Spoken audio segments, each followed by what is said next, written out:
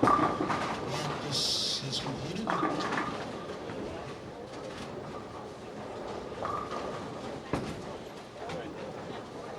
Ladies and gentlemen, let's send some of the finest players in the building off on a nice round of applause for the start of match play. Good looking, good going, gentlemen.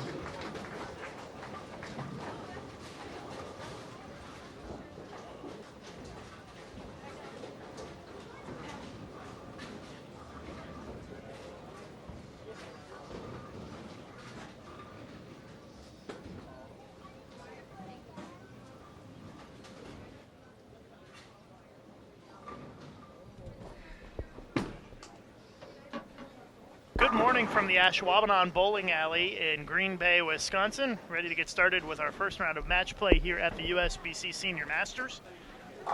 Pete Weber taking on Bill Sell, and Pete McCordick against Steve Kenyon on our featured pairs to begin our first round of match play. I'm Lucas Wiseman of Bowl TV along with Matt Cannizzaro. Good morning, Matthew. Hello, sir. How are you today? Welcome to Green Bay. Thank you very much. Third and final time this year. We'll be making an appearance in Green Bay.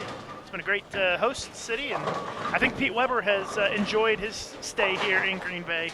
He has really dominated this bowling center over the course of the Masters and the Senior Masters, and the question will be, well, can he continue to do that through match play today and tomorrow?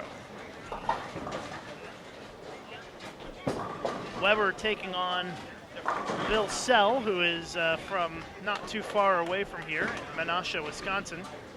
And if you look at the standings after the third round of qualifying, final round of qualifying, it was Pete Weber leading with a 233.4 average. He was plus 501. And so as the top seed, Pete takes on the number 64 player, Bill Sell. And Bill was 197.47 average, minus 38. So Pete was well ahead of the cut number, 500 and almost 540 pins above the cut number this week. And so you can tell that Pete pretty much dominated qualifying, and we'll see if he can continue bowling well here in match play. It's a whole different monster. It's a totally different tournament, the bowlers always say when they get to this point. And now Weber will have to change his mindset from qualifying to match play. And Pete did make the TV show at the Masters earlier this year and ended up finishing third, so he did bowl well in match play as well a few months ago.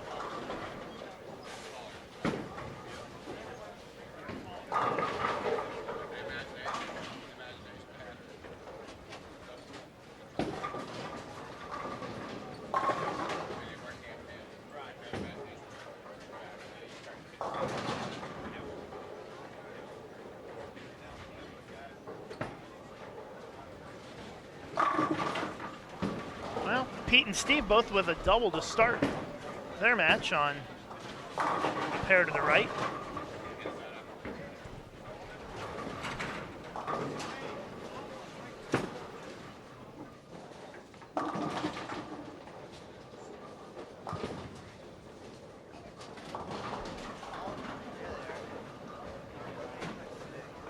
So Weber with a couple of single pins to begin here against Sell. It would be a pretty monumental upset here if Weber lost in the first round.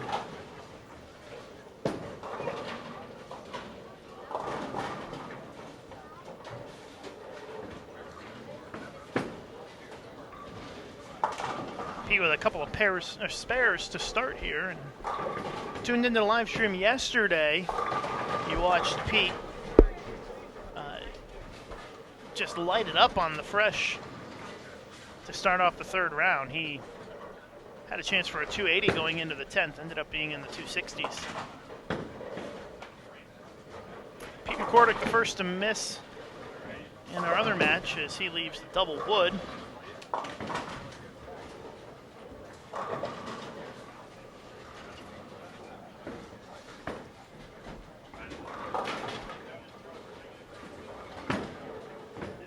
Pete not so happy with the way he threw that one. It crosses over for the Brooklyn strike. Pete looking a little uncomfortable here this morning early on.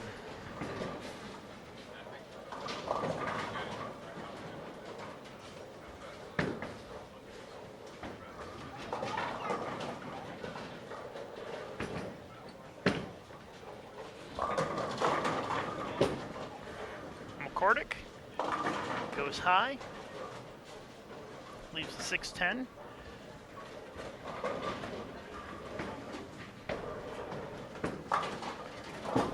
Here's Bill Sell. Good shot. Gets the strike.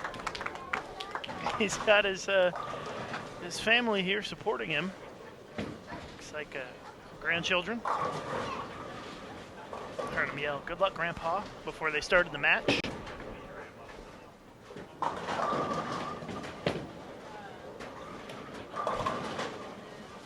Bill has got a tough task ahead. He's leading by 1 pin right now against Pete.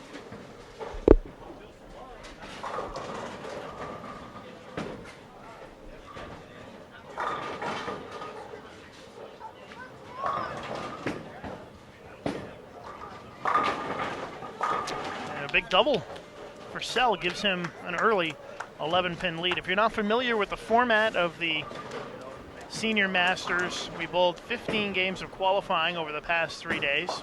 As Kenyon gets that one right, misses the head pin. And here in the double elimination match play bracket, it is 3 games total pinfall matches.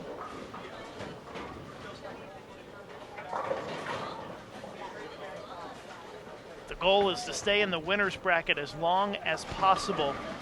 But if you do lose a match, you are knocked out of the tournament. You will drop down to the elimination portion of the bracket, and it will all wind down to our final 5 for the stepladder finals, which will be right here live on Bowl TV on Sunday at noon Eastern time.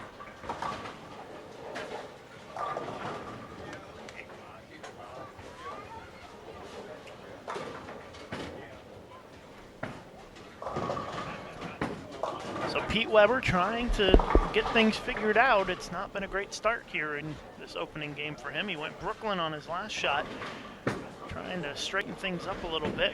Wheels it way right, leaves the double wood, and Pete looks confused. But it's a long match, 3 games.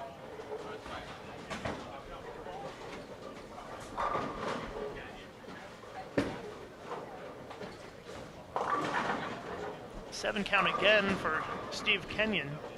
Back-to-back 7 counts for him. Still holds an 8-pin lead.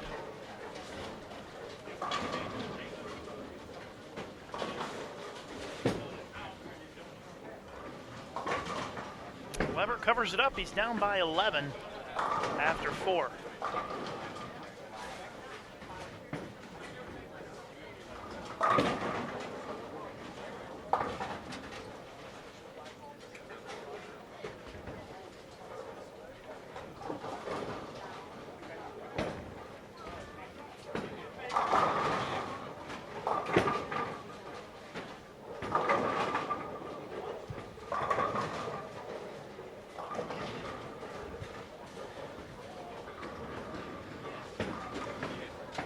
In addition to our live streaming here on Bowl TV, we also have live scoring where you can watch the frame by frame for any pair in the house. We also have our match play brackets as well. Posted all those links for you on our Facebook page, facebook.com/USBC. Also, you can find it at bowl.com/Senior Masters.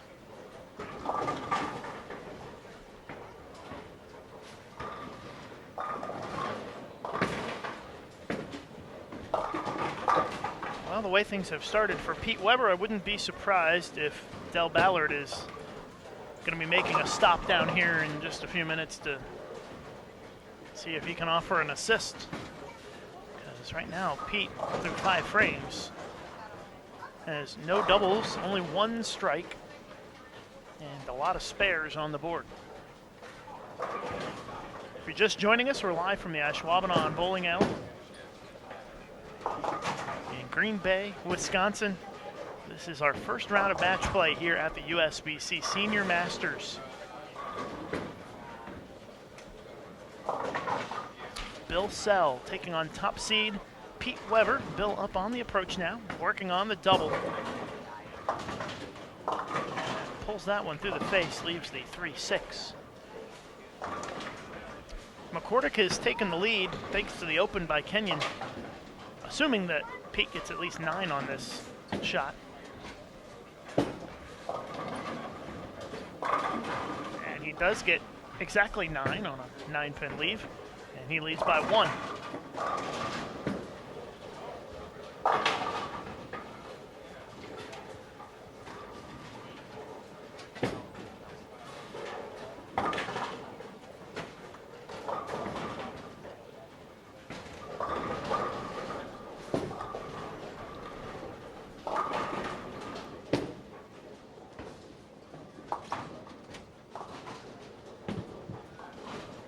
Just realized the live scoring is not up, but we'll get that fixed for you. Matt Kenizawa running over to tell the house to fire it up. So the live scoring should be up soon. Sell still leading by 11, and this time leaves the 5-pin.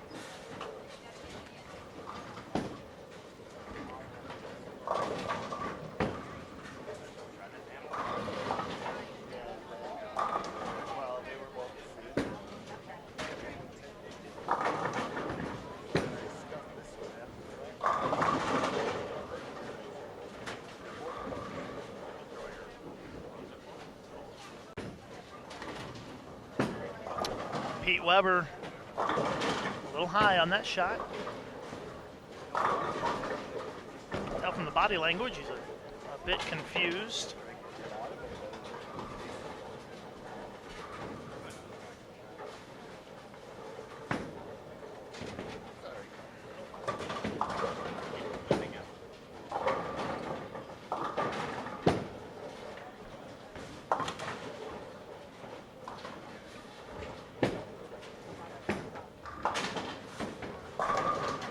Six frames in, very uneventful start for Pete Weber as he trails by 11 sticks.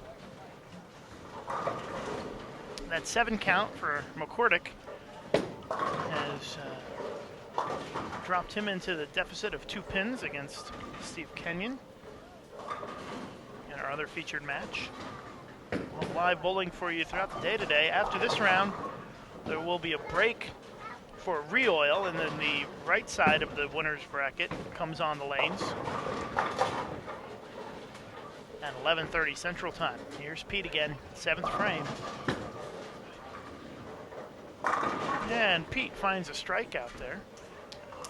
Guessing he got that a little left of where he wanted to, but it held. And as I suspected, Del Ballard and Tim Mack are down here talking to Pete now, trying to get him on the right track. Nice shot by McCordick. He actually trails by 12 against Kenyon, but long way to go here.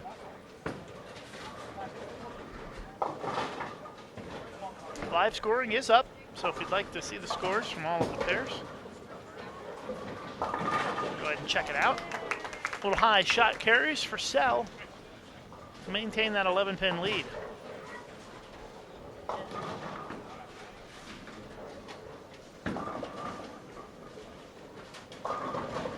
Just joining us, we're live at the Ashwaubenon Bowling Alley in Green Bay, Wisconsin. I'm Lucas Wiseman. This is our first round of match play here at the USBC Senior Masters. Double elimination match play bracket. Each round is 3 games, total pins. And our stepladder finals will be on Sunday at noon Eastern time.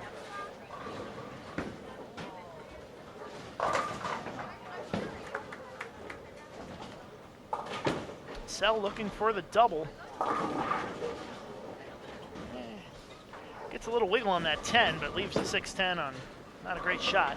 Kenyon with an open, and he leaves the washout and misses it left completely. And now he trails by 8.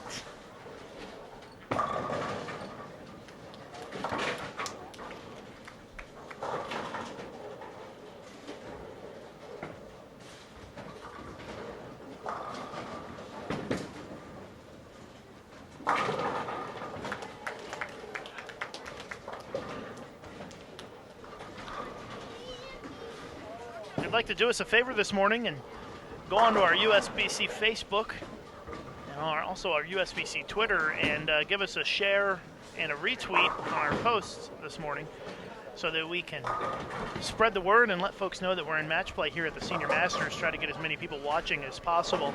Just go to facebook.com/USBC and give us a share. I know I personally just did it, so hopefully you will as well. That post also has the link to the live scoring if you'd like to check that out. And if you go to twitter.com/USBC, please give us a retweet on that post as well. Try to increase the number of folks who are tuning in as Pete Weber finally finds a double out there. And Pete pulls to within a pin. You had to think it was only a matter of time before Pete Weber turned it around, and right now it looks like he is heading that direction. If he strikes again, he will have the lead by 9. But remember, it's 3 games total pinfall to determine the winners of these matches. So here's Pete. Pete standing at the edge of the approach, sliding all the way at the left gutter. Gets that 7 to fall backwards. Using almost the whole lane here on the fresh is Pete Weber. Well, Lucas, they bowled 3 blocks this week of 5 games, and Pete's 2 highest blocks were on the fresh. And he actually struggled early on the burn. Came back, finished pretty big his last 3 games to maintain the lead. But even a slow start, of course, he's Pete Weber, and he's put up the numbers here at the center. That you know, if you're Bill Sell, you want to, of course, take advantage early when you can, and you know Pete's gonna deliver, so you have to keep up the whole way. That's probably Bill Sell's best shot of the match right there. And by the way, thank you to those of you who went and shared that Facebook post. Please continue to do so if you haven't already.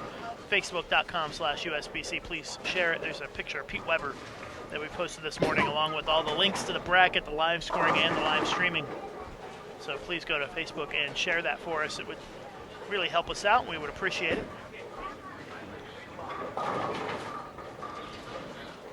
So 10th frame now for Bill Sell. He can strike out for 227, which would be a great start here against Weber.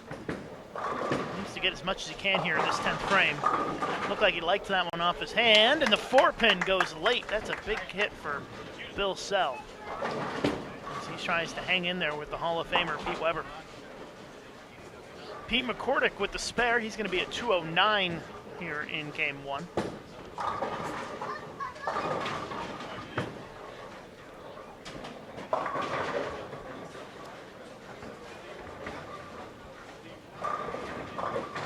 So opening game coming to a close here, but a long way to go in these matches. Another big shot here for Sell. Should be pretty close. Looks like he caught it a little bit too much at the bottom though, and ends up going high, leaves the 6-10, and he'll be at 215 with the spare. Not a bad start, but Pete Weber averaging better than 233 a game in the tournament. So if you kind of extrapolate that data out, you would assume that you would need to shoot probably 700 to have a chance to beat Pete based on the numbers. And Bill averaging just 197 this week, so 215 certainly above what he has been bowling on average for the 15 games. 205 from McCordick. Kenyon can strike out for 202.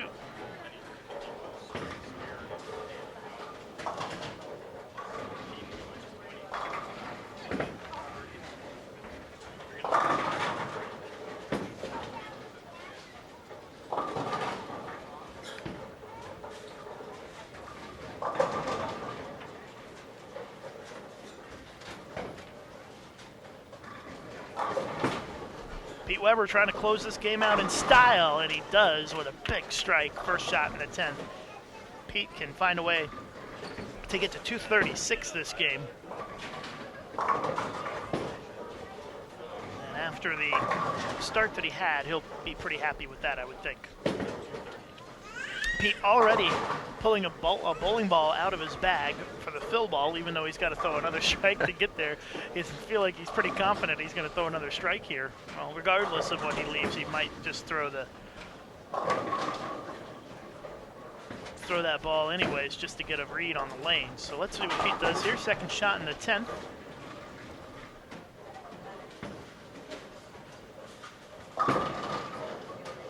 He got that one way wide, and look at it come back and strike. That's what Pete has had this week. He's had a lot of room, it has appeared, just from watching on Bowl TV. It seems like Pete had a little bit of area out there, Matt. Well, he said he did a lot of mental notes when he was here for the Masters in February, and just crossing the house for as many games as he did, on the way to his third place finish. He kind of learned some of the tendencies a little bit, and he said the characteristics of the house already played to his strengths a little bit, so he didn't have to do very much differently or think too much about what was going on, and just the notes that you take as you move across the house, and clearly all of that has played into his success here in July. Pete ends up shooting 235 to take a 20-pin lead. McCordick leading by 28 against Kenyon after Kenyon had the bet finished in that first game. So it is a 3-game match. Our first game in the books. 3 games total pins. Weber up by 20. McCordick up by 28 here in our featured matches on Bowl TV. Thanks for joining us this morning from the Ashwaubenon Bowling Alley in Green Bay, Wisconsin. Lucas Wiseman along with Matt Cannizzaro joining you from the USBC Senior Masters. Once again, you can head over to our Facebook page and our Twitter account. Give us a share and a retweet. We'd appreciate it this morning. Facebook.com/USBC, Twitter.com/USBC. We would appreciate you helping spread the word about our live coverage here today. So Bill Sell has got some work to do, down 20 now. Comes up, gets the strike, a little light hit there.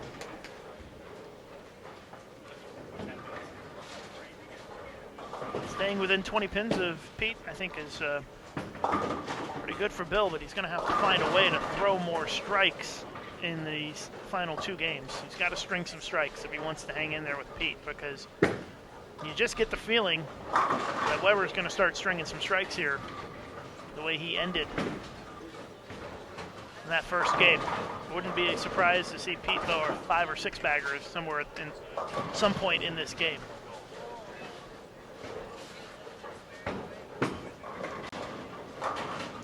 Well, he's not going to throw a 5 or 6 bagger if he throws it like that. That one almost went in the channel. He almost got it into the blue boards there. And well, you mentioned area. They not that much area. An area check. Yeah. Good place for it, though, in the first frame. That is correct. The count doesn't hurt him because it's in the first frame. But a tricky little spare here, 1, 2, 8, 10. Covers it up, as you would expect from a Hall of Famer like Pete Weber.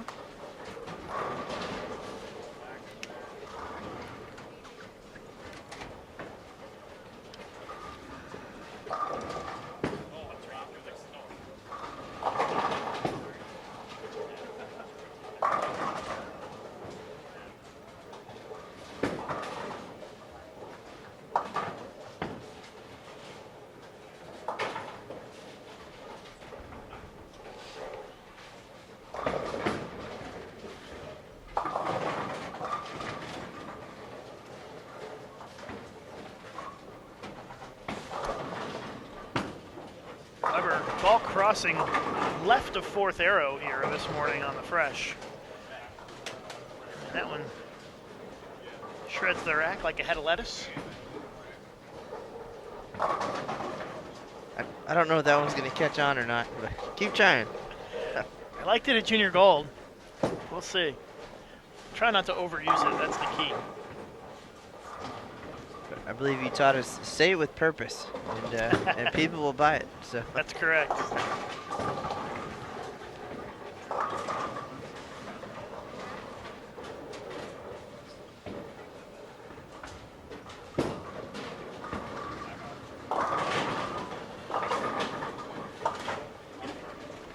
Split for Sell. He's got to be careful to not fall too far behind here in this game against Weber.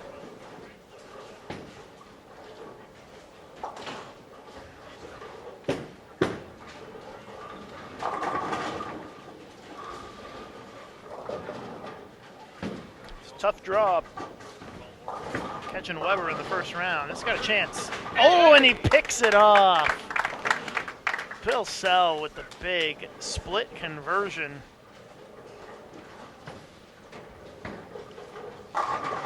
Maybe that'll get him a little bit motivated here once again. But I'm sure Bill was happy just to be inside the cut number coming in. Was last player in the cut. I don't know what he bowled the last game or anything, but there certainly definitely was, he was sweating it out, I was guessing, because it seemed like it was pretty close at the end last night. there was a lot of drama and a lot of folks who were close and getting nervous. That cut number actually went from -16 to -28 to -31, and finally settling in at -38. Brian Voss shot 260 the last game to jump into the number. Frank Gallo had the front 9 to jump into that number, and then a couple guys fell out. So it was a lot of up and down and some nervous folks nearby. And then finally when that number came out, of course, the ultimate goal is to make it into the bracket. Then all pins go away and anything can happen. Sell with a 2-4-5 on that shot. But yeah, Matt's right. The goal just to make it into the bracket. It's a whole new tournament once you get to this point.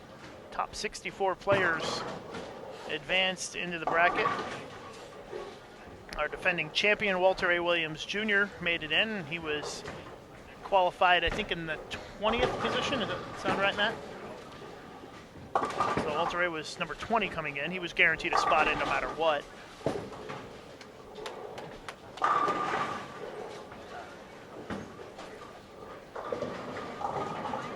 We got a long couple of days here, match play.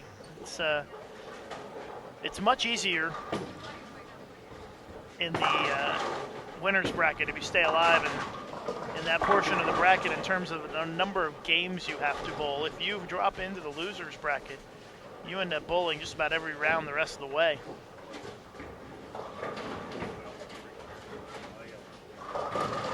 Pete looking for a double here to extend his lead in this match. That's a little bit better than his shot last time on that lane. Now Pete leading by 33. McCordick, nice strike. He is still up by 19 pins in the match as they are closing in on the halfway point of this first round matchup. Lucas, I know McCordick watches a lot of bowling as the Southwest region manager for the PBA. I get to see him a lot out there as a competitor. But anytime he bowls at the Senior Masters or Super Senior Classic, it seems like he practices every day. And I haven't talked to him about it, but he's still pretty sharp. Throws it really well. And for somebody who seemingly travels all week and works on the weekends, he still got it. Oh yeah, McCordick, very talented bowler. And his twin brother, Paul McCordick, the left-hander, also made match play.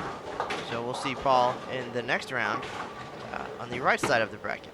Paul qualified 62nd at -28, so snuck in there. He was one of the guys a little bit nervously sweating it out, but no problem there.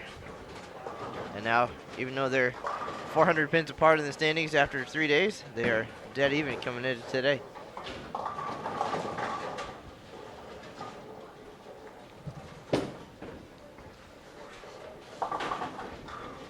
John Burkett standing back there. He made the match play round and tie for 30th place. John, of course, the former Major League pitcher turned PBA 50 bowler. Maybe we'll catch him at some point.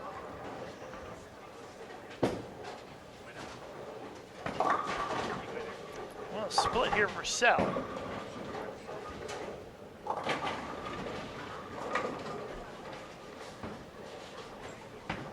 See if Kenyon can continue his string of strikes here. Working on a double. Ends up leaving the 5-9. And he still trails by 21. So not all of the bowlers who made the cut are bowling in this round right now. It is, the first round is split because we don't have enough lanes to be able to run all of the matches at once. You need 64 lanes to be able to run the first round all at one time, and we've got 60 here, so just short. So we've got the left side of the winner's bracket on lanes right now. We'll re-oil after this round, and then the right side of the bracket will come on, I believe, at 12:30 Eastern Time, 11:30 Central. And immediately after that round ends, we will have a round in the winner's bracket. And then the winners, if you win 2 matches in a row, you bowl out after that 1:30, you're done. You're done for the day. You can come back tomorrow. And there's another re-oil after that, and then 2 rounds of elimination matches this afternoon.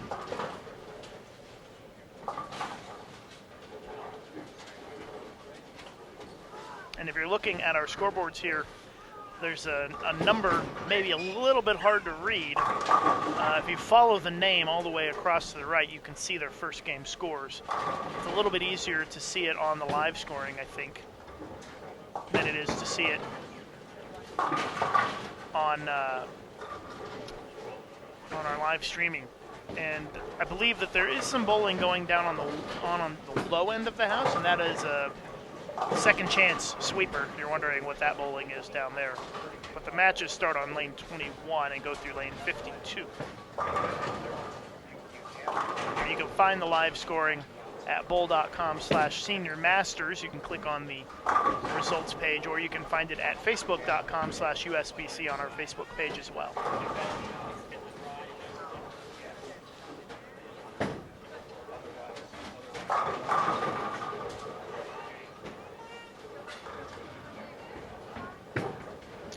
Well, you know what's kind of ironic, Matt, is that right now we've got Pete McCordick bowling on 35 and 36, and his brother Paul McCordick will bowl on that same pair in the next match against Mike Edwards. So we'll have that to look forward to on 35 and 36 as Pete Weber starting to pull away here in his match.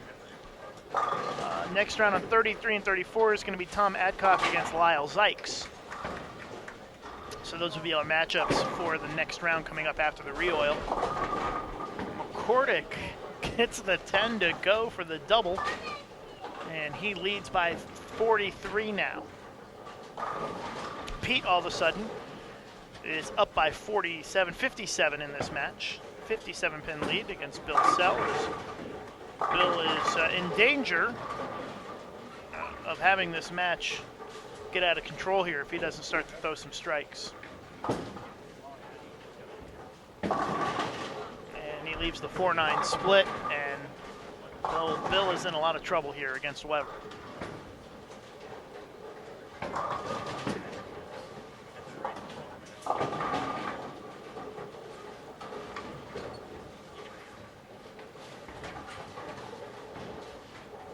I see someone in the chat asking why such a low resolution picture. If you'd like to change the resolution, you can do that. We are broadcasting in high definition today.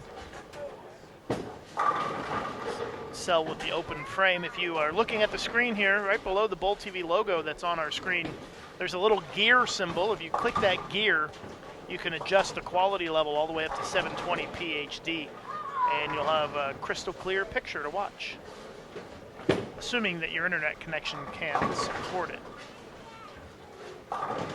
8th frame for Steve Kenyon, working on a double. Turns it into a triple. And he's down by 23 in the match.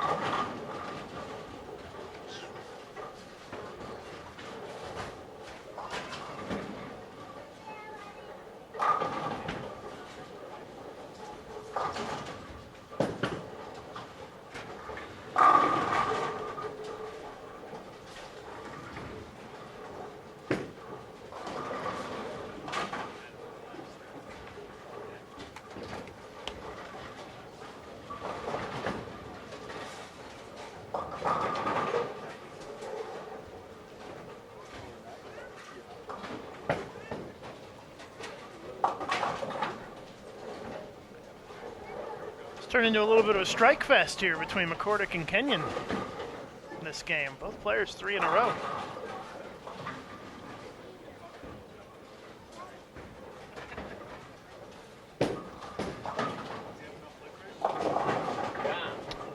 Comes up a little light, leaves the 2-7. PDW had a little bit of a struggle for the first 5 or 6 frames, but is turned it up a notch here. And now his 3rd consecutive strike. And even with 13 frames left in the match, it looks like Pete's on his way to the victory.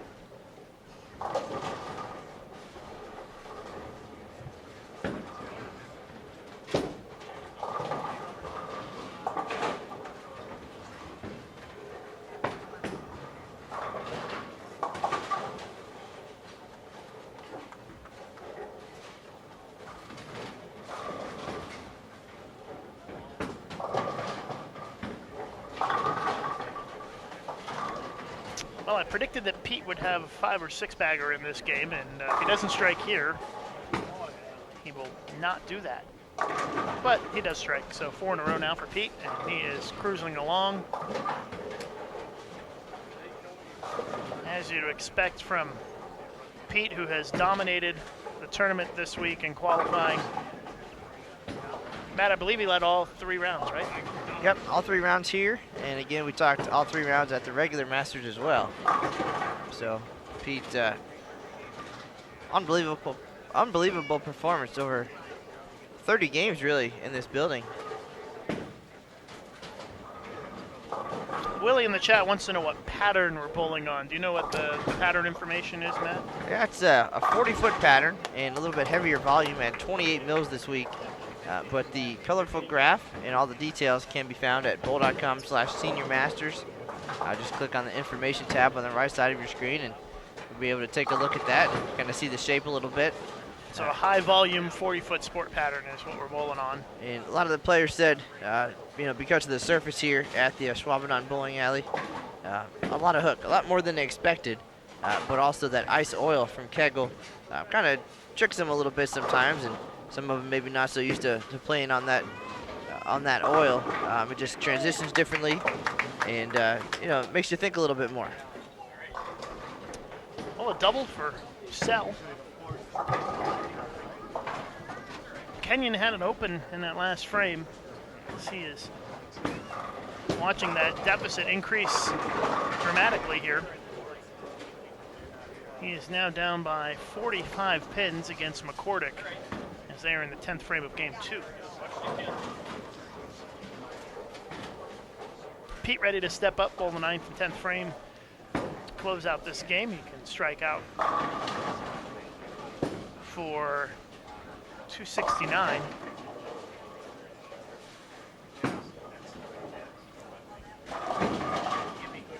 He kicks that 7 out, almost left the 7-10. Pete will be happy, I think, with just the 10 pin on that shot.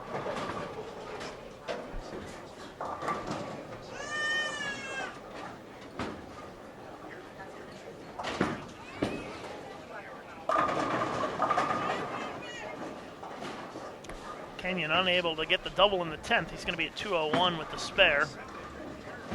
Weber covers it up and almost knocks the pin out. And he does, actually, because the sweep doesn't quite get it, but Staff all over it. Pete thought it might get caught by the rake, but it didn't, and now he's going to throw a ball down the lane and clean it up, looks like. And they'll just adjust the score. And a great left-handed delivery from Pete Weber there. Looked like Matt Cannizzaro on that one.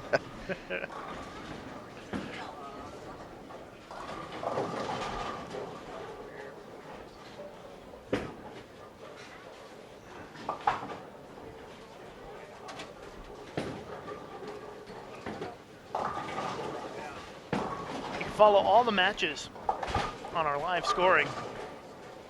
If you go to our Facebook page, you can find the link, facebook.com/USBC. PDW looking to close out this game. Can still get to 248 if he strikes out. Well, didn't throw that one very good. Leaves the 810. And he'll be in the 220s most likely, keeping this closer than he probably would like here in the end of the second game. McCordick, strike first shot in the 10th, can still get to 228. And that would double his lead from the first game.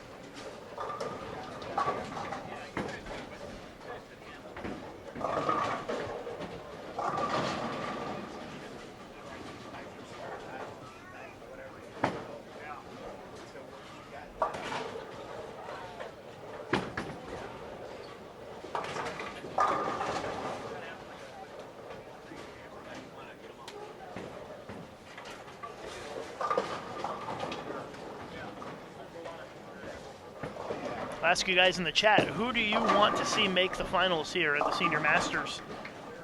Who would you like to see in the stepladder on Sunday afternoon at noon Eastern time? We're going to be here for live coverage on Bull TV of the stepladder finals. No television, but Bull TV's better. We don't have any commercials or any of that. We just have bowling. And you'll be able to watch it live right here on Bull TV at noon Eastern on Sunday.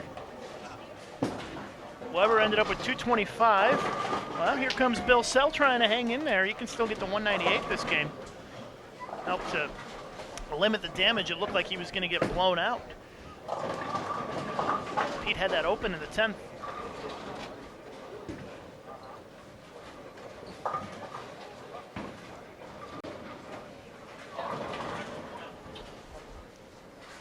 .218 for McCordick that game.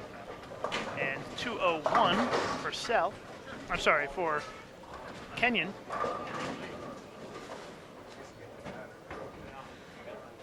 So a 45-pin lead for Pete McCordick. And a big shot here for Sell. Looking for 4 in a row. Got that one out on the lane a little bit. Never quite hooked. And he gets the 8 count. Leaves the 4-8 on that shot. Kind of a strange leave.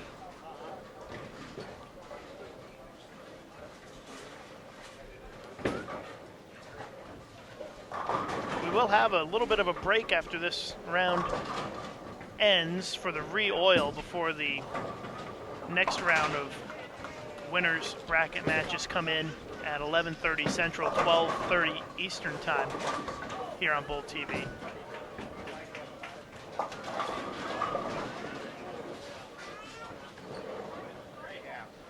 Looks like Sam Ventura and Bob Learn Jr. are locked in a pretty close match. Sammy with a 4-pin lead on Bob going into the last game. Pete Weber with a 59-pin lead on Sell. 59 is a pretty decent amount, but it could have been a lot more for Pete. It looks like Pete made a ball change again. Goes high, leaves the 6-pin.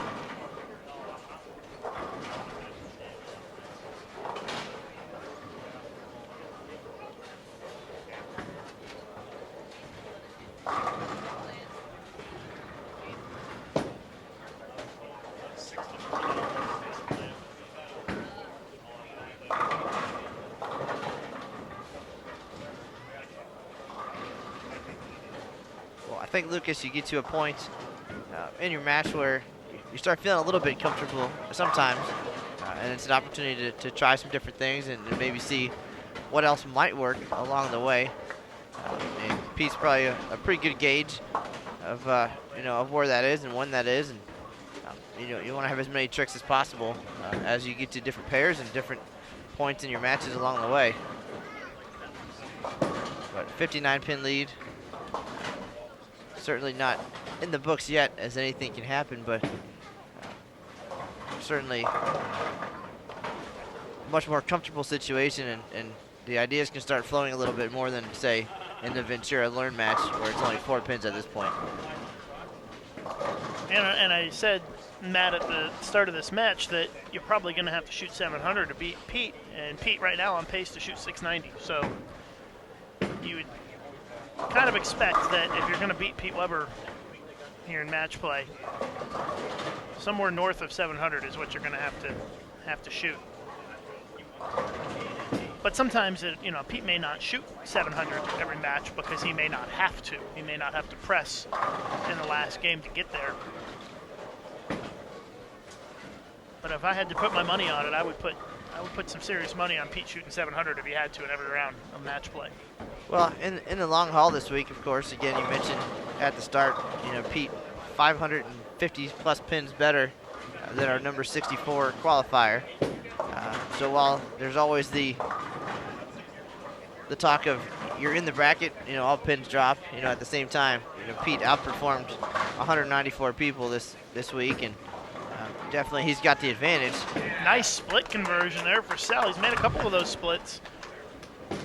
Bill Sell doing everything he can to stay in this, and of course the excitement of an upset, and the confidence that would come with it, certainly in the discussion. But Pete Weber easily in control so far. And again, you can follow all of the other matches with the frame-by-frame live scoring. If you go down to bowl.com/Senior Masters, click on the results page. And you can also find that link at facebook.com/USBC. Got a couple hundred people on the live scoring right now, but got almost 700 watching us here on Bowl TV. So make sure you check that out. You can click right through every pair in the house and see the update of every match that's going on. Bill Sell with the strike there in Menasha, Wisconsin, not too far away. So some hometown fans, driving up and cheering Bill on. Yeah, I think his grandson is here. Just before we started, he looked at him and yelled, "Good luck, Grandpa." So let's see. I have a feeling Bill's going to need to string 7, 8, 9 strikes in a row here.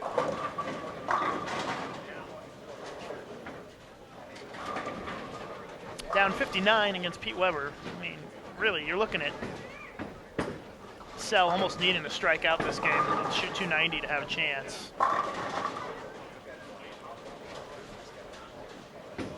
And in our other match, Steve Kenyon fading fast against Pete McCordick. As he's got a couple of 8 dashes to open up. And his deficit is growing significantly here in this third game. And Pete knocked out another pin. It looks like he's annoyed by it. Well, there's one way to avoid that. Stop leaving it. And or stop making it. I don't think he wants to do the latter. He'd rather stop leaving it.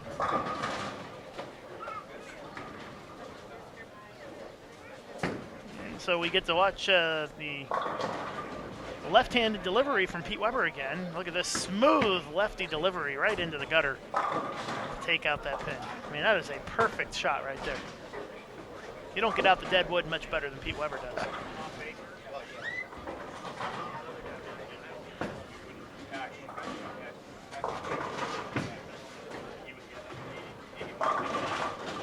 And our lefties next door should be taking notes. They're struggling a little bit. Close match though.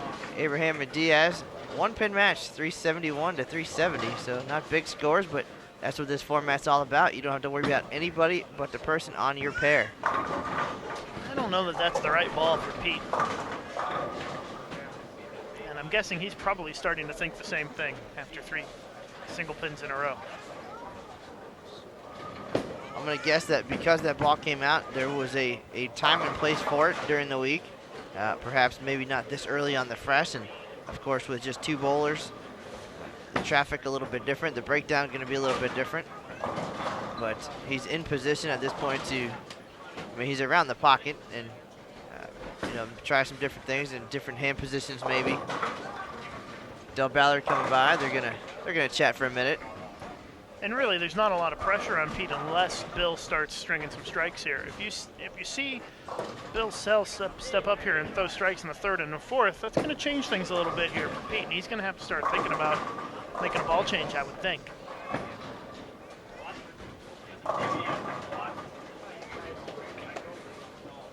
I mean, Pete's throwing great shots and he's close, so you know, and somebody of his caliber, you know, small tweaks, small moves before making the big change.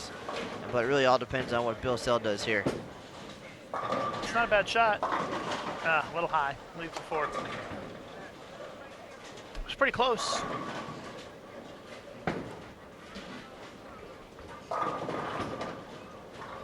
Makes it difficult for Sell. He's down by 59 coming into this game. He's only made up 2 pins. And so he's down 57. Kordic looks like he's on his way to the next round of the winner's bracket against Steve Kenyon.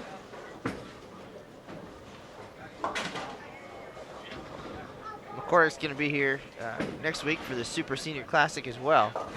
And then back to work. He's got a couple of regionals coming up the next 4 or 5 weekends. So certainly be nice to have a $16,000 prize check in his pocket. Might make work a little more fun over the next couple weeks. That is the top prize here. Prize fund of nearly $115,000 total. $16,000 on top, $8,000 to the runner-up. And those who are out first eliminated, 49th through 64th, will take home $900. So a lot of bowling and basically double your money for just a couple days' work.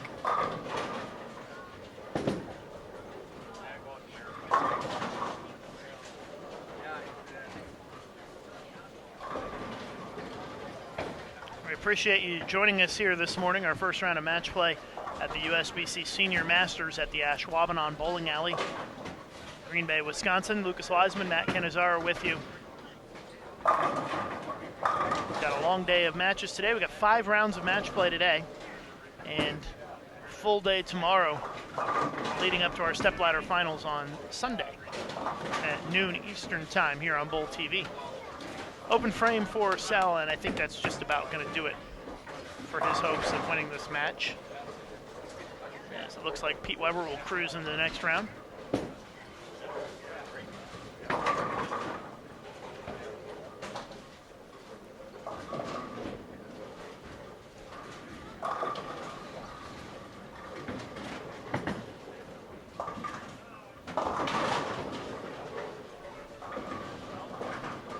Well, at this rate, both of our matches kind of blowouts. We might want to adjust it a little bit and see if we can show something else. Matt's eyes just got real big.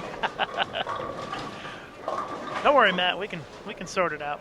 Wait a minute here and see how we finish. I think the match that might be the most compelling at the end might be the Ventura Learn match. It's pretty close with half a game to go.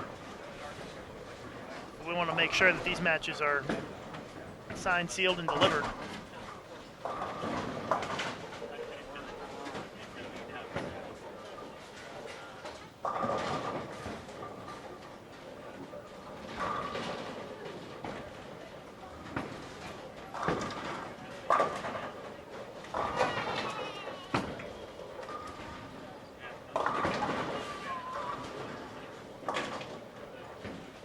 Pete making a ball change and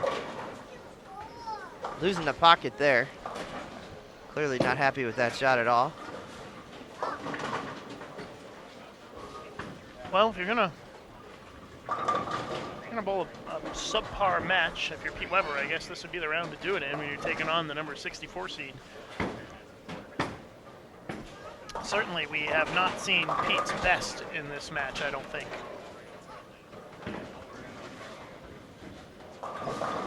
but he's had enough to still have a pretty sizable lead. He's up 70 with about a half a game to go.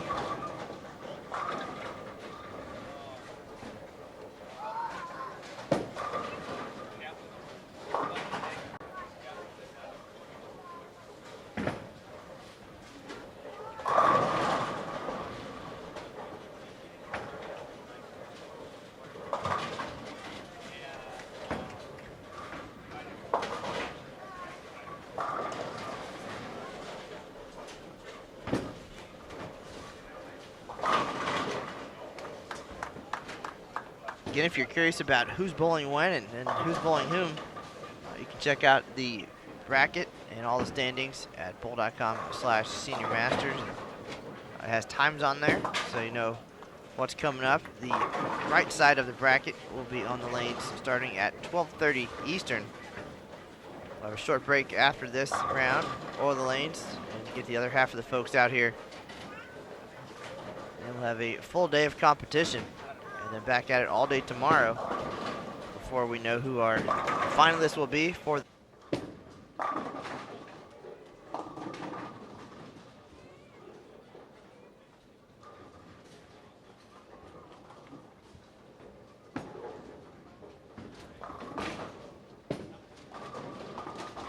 I have to apologize for the momentary loss of the stream there.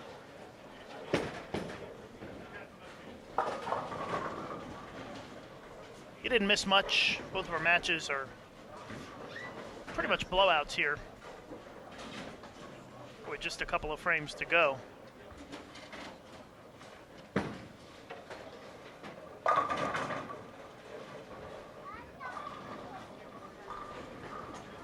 As we watch Pete Weber step up in the 8th.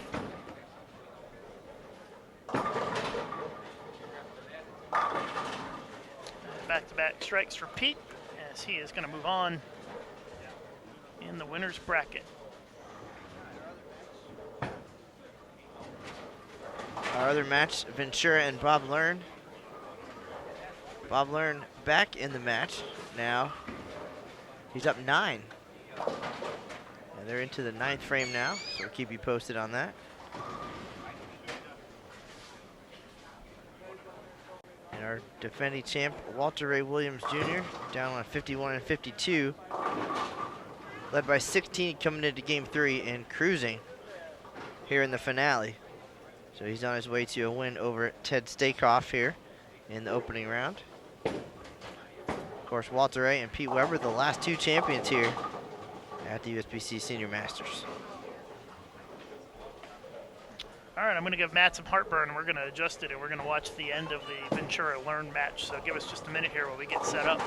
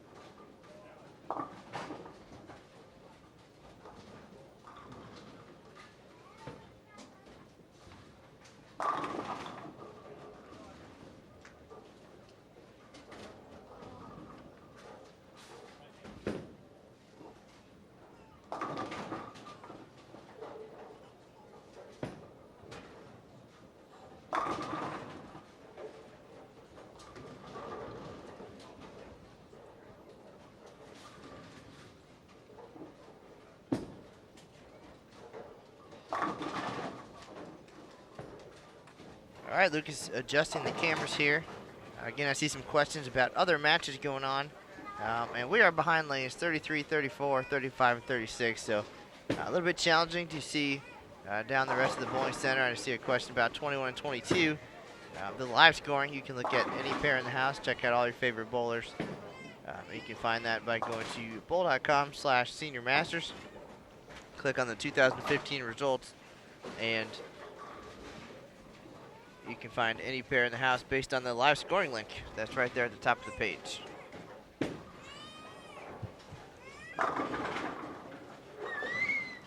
in our match there. You see Ventura and Learn. Ventura led by 4 coming into this game. Bob Learn now up by 12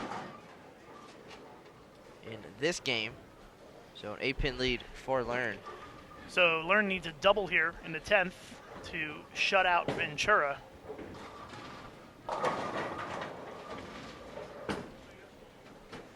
Bob's running it out a little bit, gets the first one as he snaps out the 10. Bonus coverage in this round for you. Ventura Bob Learn against Learn. Learn almost smiled there. haven't seen him smile too much this week. He was trying to work out his wrist a little bit before this match and get some of that 50-plus pain out of the way before practice started today. And, he'd love to have one more here to stay in the winner's bracket. We'll see. If Learn strikes out, he's at 6-11. And that would be enough to win. So he needs this strike for the shutout. Bob Learn Jr. And Bob Learn Jr. with the big strike, double in the 10th, as he is going to defeat Sam Ventura. Bob shaking his head, thinking it should not have come down to that, but either way, a win's a win. Just needs a couple of pins, really. The best that Ventura can shoot is 6.03, and if Bob strikes on his fill, he is at 6.11.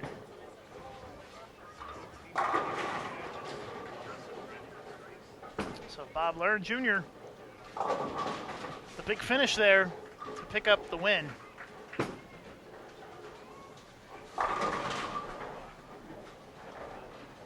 As we are closing out our opening round of match play here at the Senior Masters. We'll have a break after this round for re-oil, and then we will be back on the lanes at 11:30, an hour and 15 minutes for the next round as Pete tosses another one out.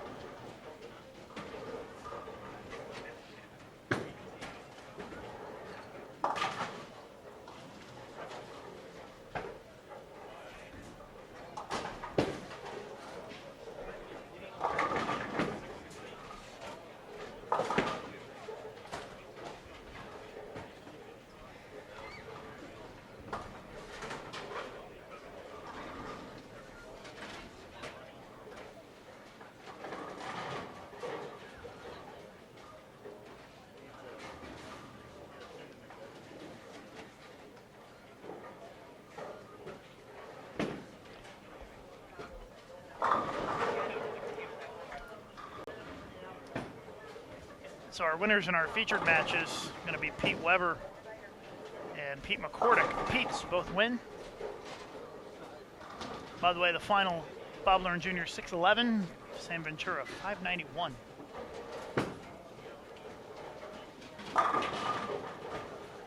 Pete Weber, final shot, as he ends up with 664 to Sell's 616 as they close out that match.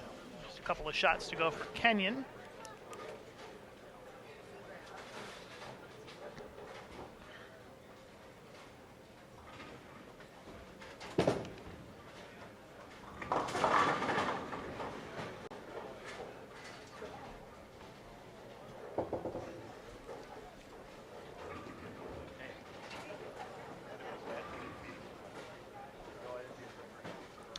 See if we can run through some of the other scores for you here. Had Mellinger defeated Gallo 652 to 555. Peters defeats Thill 643 to 536. Wagner defeats Keene 702 to 613. Baker defeats Hayes 709 to 596. Brown defeats Becker 636 to 581.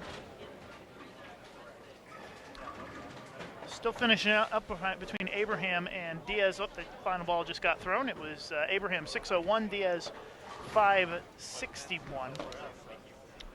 McCordick 603 to 531 over Kenyon. Sullins defeats Traber 695 to 560. Nimke defeats Ream 648 to 545. Williams defeats Rice, that's Mark Williams, 666 to 508. Steelsmith 674 to Lineberry 592. Zicha 677, Karch 647. Teeters 607, Palace 574. Walter A. Williams Jr. wins his first match, 715 to 652 over Stakeoff. And that should be all the matches in this round. We'll have a little bit of a break here and be back with you in an hour and 10 minutes after the re-oil here for the second half of this opening round of the winner's bracket at the USBC Senior Masters. We'll be sure to post on our USBC Facebook and Twitter once we get started again with our next round. So be sure to join us. And we'll see you back here in an hour and 10 minutes with the start of the next round of matches here on Bull TV.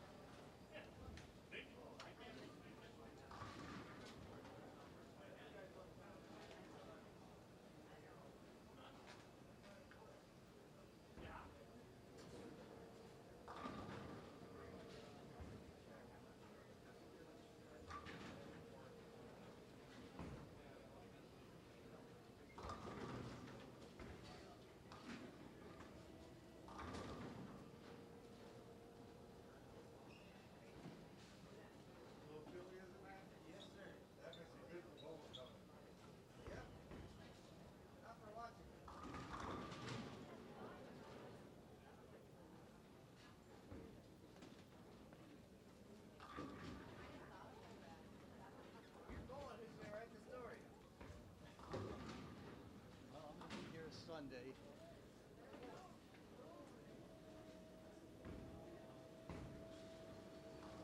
Thought I was going to go home for a couple of days, but I made the cut, so I'm not going I'm going to bowl today, and who knows? Maybe tomorrow, and I'm not even thinking about Sunday. Sunday I'll be here, probably with my tape recorder.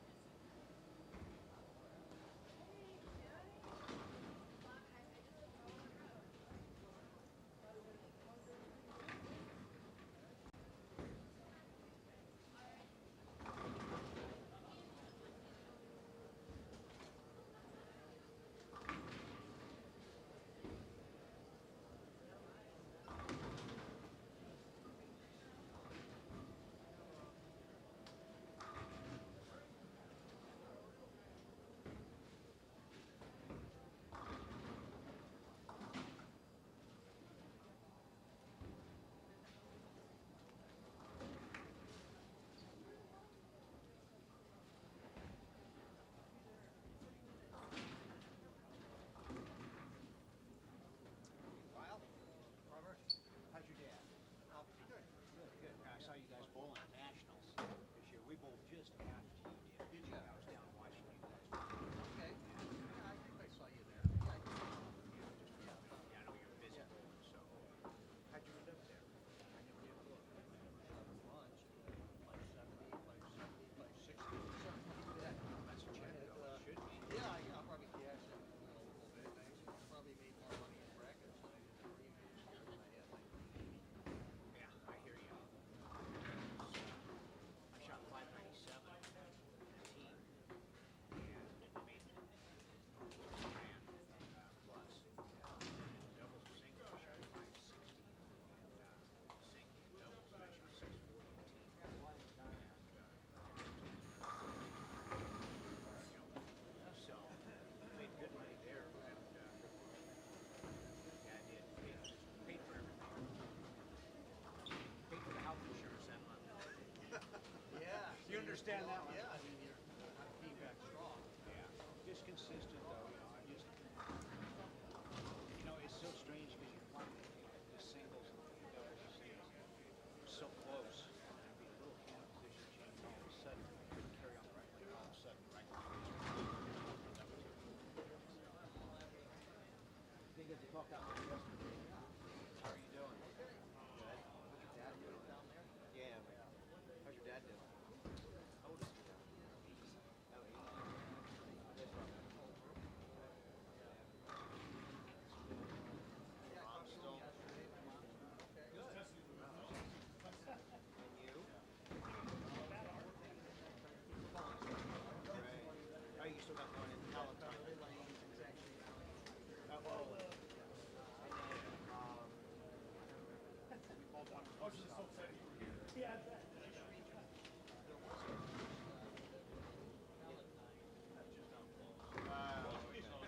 I got you. Good thing you're listening. So that's what you're doing? You're running center? 24 lanes. Okay.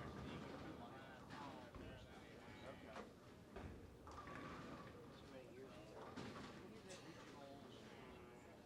Since we thought we were too small. I used to be too small. Swear to God, he's on the deck. Yeah. Just yeah. Look at him going. Down there. Oh, no. As far as I know, that's not the case. I think it was announced in roll call.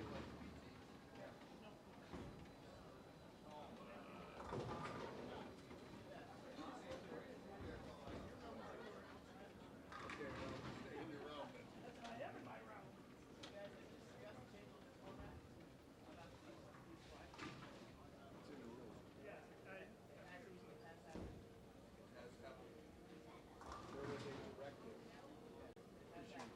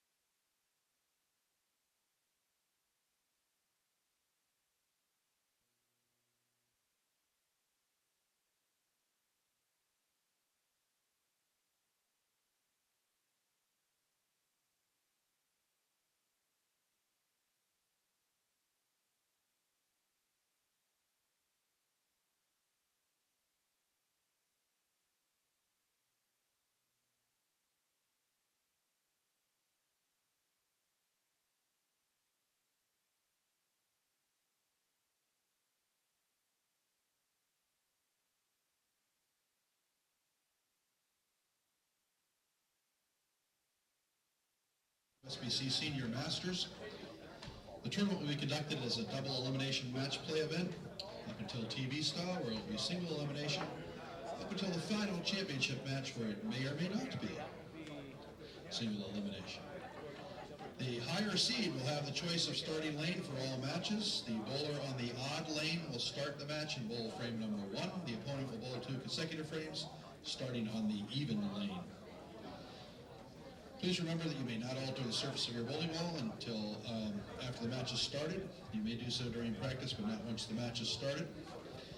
At the conclusion of your match, we'd appreciate it if the winner would please bring the copies of the recap sheet to the scorers table over here in front of the bracket board. Please do not bring it to the tournament office. Please bring it to the scorers table by the bracket board. The winners will bowl their second round at 1:30. Those not so fortunate will return this afternoon for their second matches at 4 p.m. Should there be a tie, a one-ball sudden death roll-off will be conducted until a winner is determined. Bowler will start on the same lane they finished, with the odd lane starting first. Okay, ladies and gentlemen, if you please help us recognize some of the celebrities on this squad. Bowling on lanes 21 and 22, the owner of 32 PBA titles and a member of the PBA and USBC Hall of Fame. From Jackson, New Jersey, Mr. Parker Bone III. On lanes 25 and 26 from Kenosha, Wisconsin, we have USBC Hall of Famer Lenny Borsch. On lanes 37 and 38 with 25 PBA titles and route to a PBA and USBC Hall of Fame career from Sentinel, Colorado, please welcome USBC Hall of Famer Brian Voss. On lanes 41 and 42 from Eden Prairie, Minnesota, we have USBC Hall of Famer Sam Lanto. With over 19 PBA titles on lanes 49 and 50, please welcome PBA and USBC Hall of Famer from Aventura, Florida, Amleto Monicelli. And on lanes 35 and 36, we have the 2012 USBC Senior Masters champion from Tulsa, Oklahoma, Mr. Mike Edwards. Mike also led Day 3 qualifying with the high block of the tournament at 1,192. Presenting a beautiful trophy to commemorate this accomplishment is Dave Labar, our host and proprietor. Congratulations, Mike, and thank you, Dave.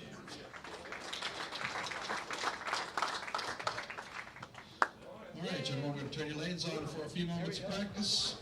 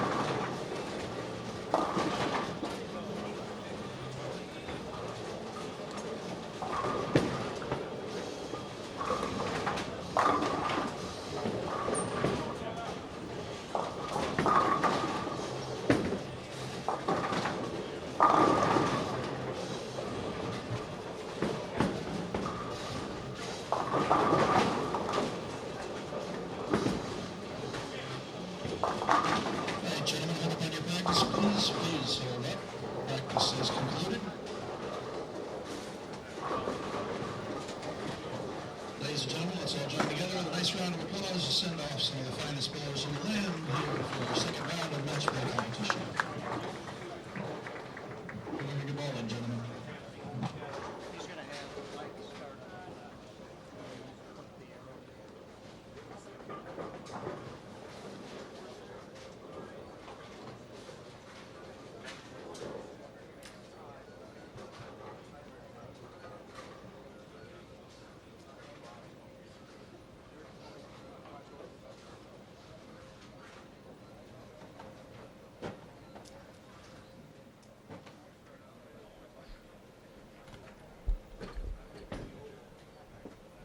Lyle Zykes versus Tom Adcock on 33 and 34. And on 35 and 36, we've got Mike Edwards against Paul McCordick for our next round of matches here at the USBC Senior Masters. Paul McCordick, the lefty, starts things off. His brother Pete bowled on this pair in the first round. Now we get to take a look at the lefty, McCordick, for the continuation of match play here. Zykes starts things off with a 4-pin on lane 33.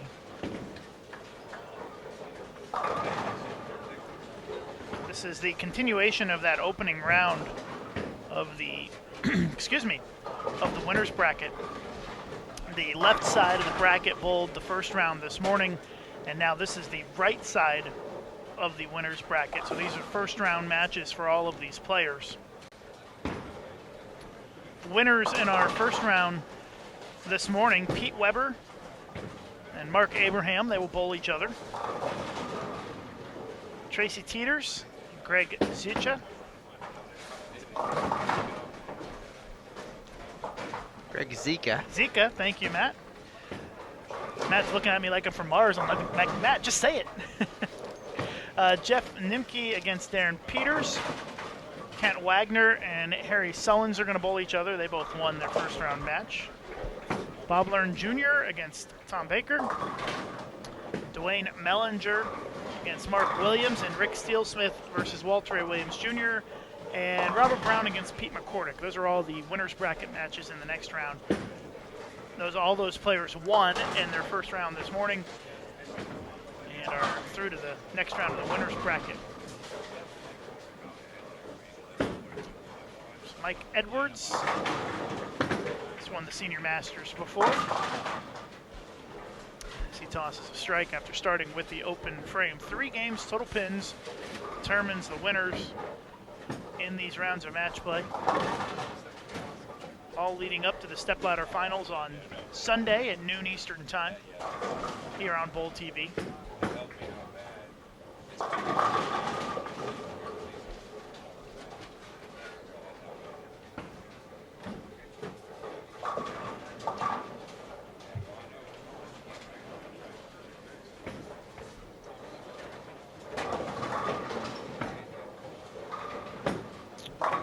appreciate you joining us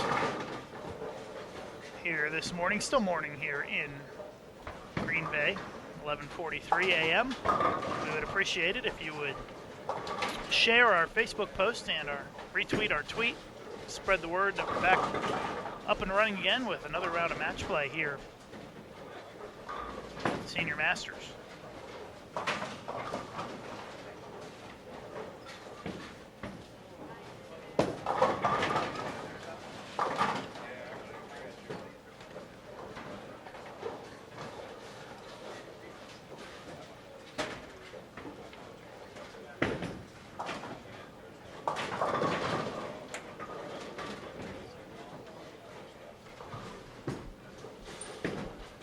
Nice conversion there for Tom.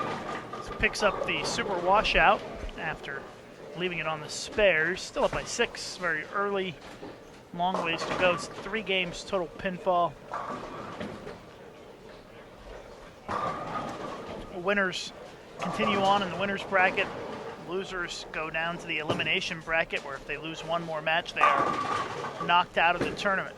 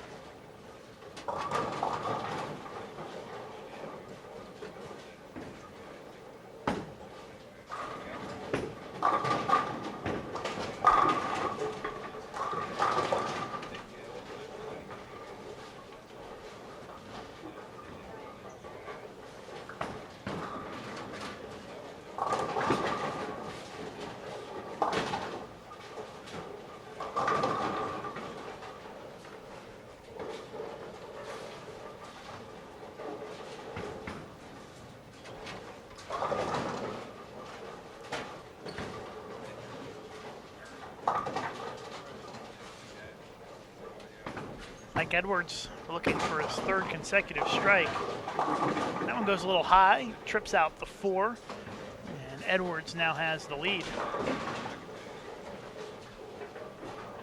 Edwards up by 9 pins early here against McCordick. Adcock and Zykes both looking a little shaky early on in this one. Lyle misses the head pin to the right, leaves the rail. Well, we talked to these two guys before the match started and requested a 770 to 770 match. Looks like you're going to get 570, 570. A little bit of a slow start here. And then for McCordick, the first round, the left side of the bracket did not fare well for the left-handers, but we'll see if he can change the tide there a little bit. He just took the lead back by a pin with that strike.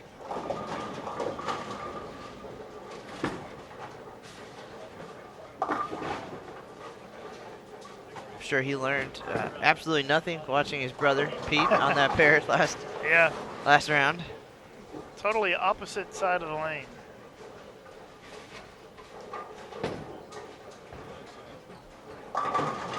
This is still the first round of match play. It's just the second half of the bracket that's bowling right now. So those of you asking in the chat, that is correct. Blowout 8-pin Brooklyn there for McCordick. He says, come on, why didn't that carry? So we've got 32 bowlers out on the lanes right now, bowling in their first round. Our first strike here by Adcock, leads by 10. So that's just the motivation they needed.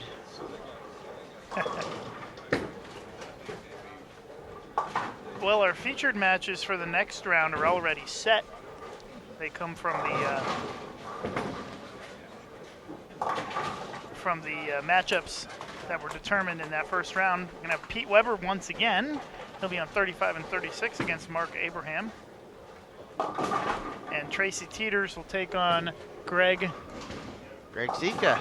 Zika. I'm just going to make Matt say it every time. Mike Edwards looking pretty solid here early on after the split to start, 4 in a row. That's right. When we go international, I will. I'll leave all the names up to you. And here's my wheelhouse, the Senior Masters. If you'd like to find the brackets and the live scoring, probably the easiest way to find it would be just to go to our Facebook page, facebook.com/USBC. And we've got the link to the live streaming, brackets, and live scoring there for you. And while you're on that page, click the share button so that we can spread the word about the live streaming and get some more folks tuned in. Got a lot more of you tuned back in after that break, so thanks for tuning in. We almost back up to the number of viewers we had when we were at the end of that last round. But I'm sure everybody will be excited to hear that Pete Weber is going to be on again in our next round, starting at 1:30 Central Time, 12:30. I'm sorry, 1:30 Central Time, 2:30 Eastern Time, 12:30 Mountain. That's where I was going with that. Not really. Edwards trying to clean up the 10-pin. He is up by 9 against McCordick. And things not going so well early on here for Lyle Sykes.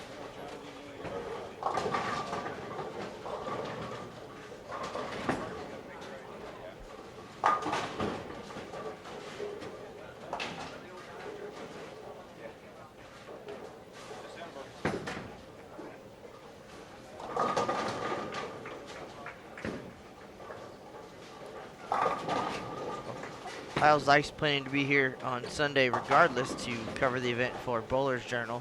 But might as well make a few dollars in the meantime while you're waiting. And who knows, maybe they'll have to call in some reinforcements should he make it all the way to the step ladder. Well, let's see if Lyle can improve upon his first ball average of 7.5 for these first 4 frames. I have a feeling he probably will. Well, he did improve on it slightly. He got 8 that time, so maybe go in the right direction. Trying to figure it out early in this match. These are long matches. These are way different than just the one-game matches that sometimes you see. There's a lot of things that change over the course of a 3-game match.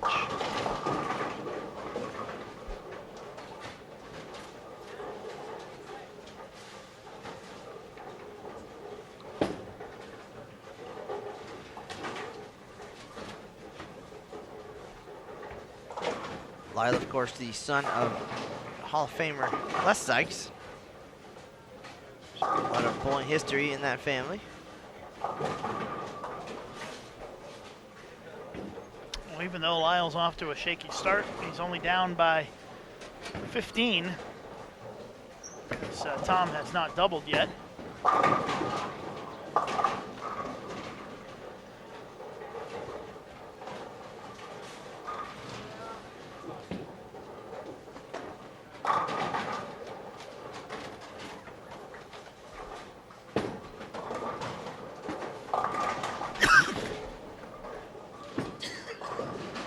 Excuse me. Almost blew out Matt's eardrums there. So it's not quite that exciting yet, but we'll get there.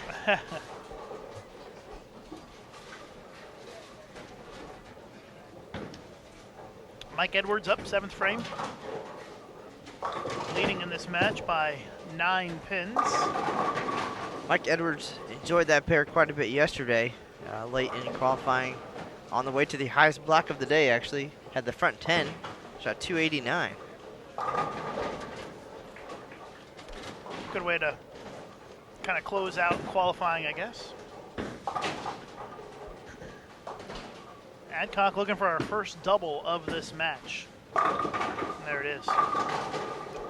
Back-to-back strikes, 25-pin lead for Tom Adcock. And it looks like Tom has figured out both lanes, and now it's up to Lyle to do the same.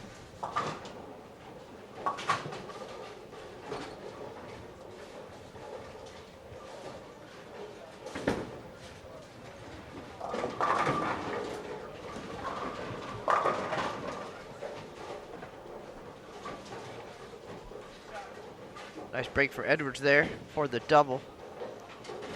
In the lead here.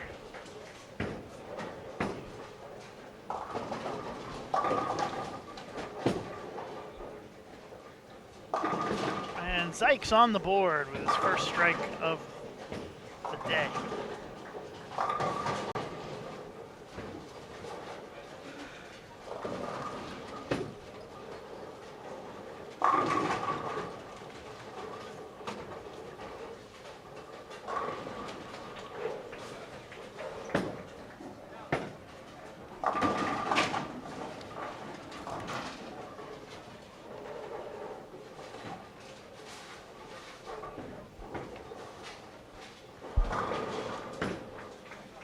Now the question is, can Lyle turn that single strike into a double? It's a little left. That one never had a chance to strike as he missed the left off his hand and pays the big price for it with the 4-6-7-9 split. Basically the Greek church with the 10 falling out. High scoring game between Edwards and McCordick so far.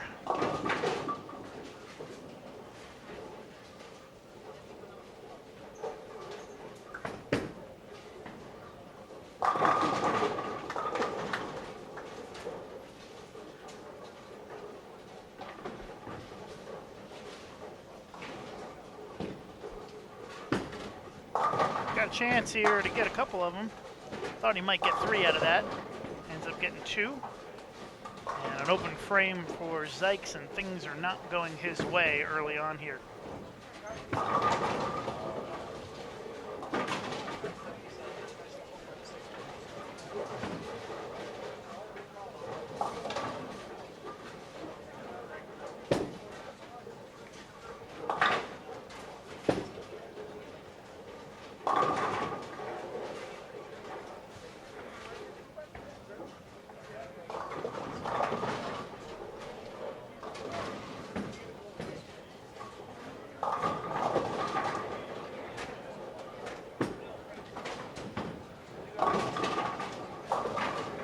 Again, this is the first of 3 games here, each round.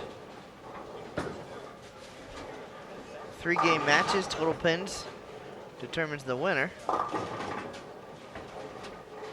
Left half of the bracket already done and waiting. This is the right side of the bracket.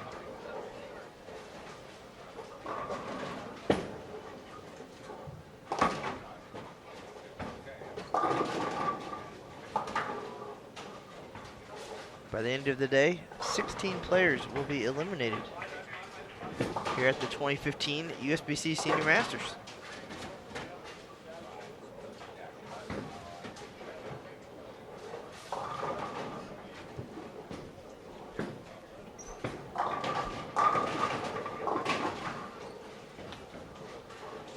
Mike Edwards can close out this game for 258. If he strikes out in the 10th.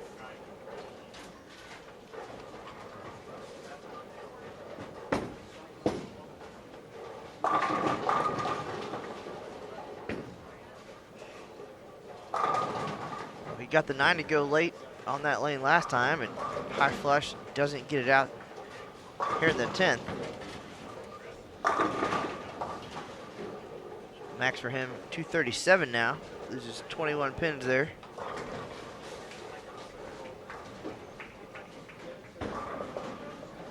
Still leads though by 28 against McCordick.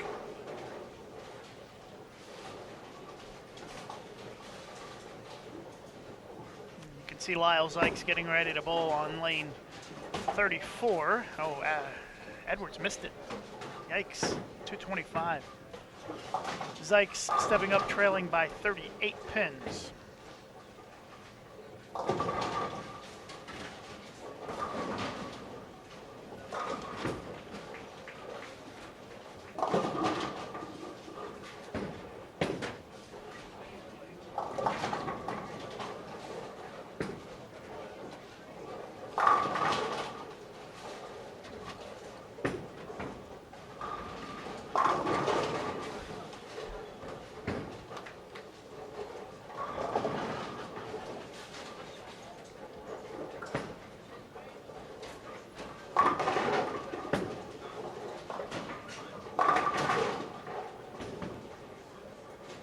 Another great shot by McCordick, and a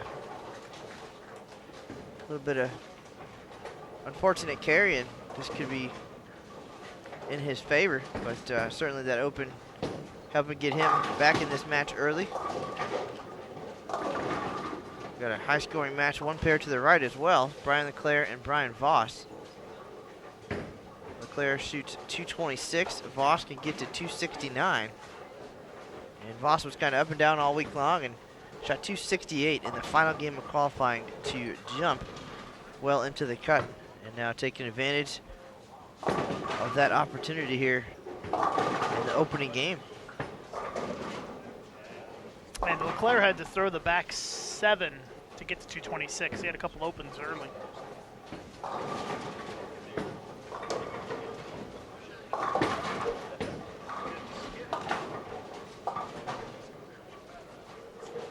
McCordick, if he picks this up, will be at 209, down by 16. Going into game 2.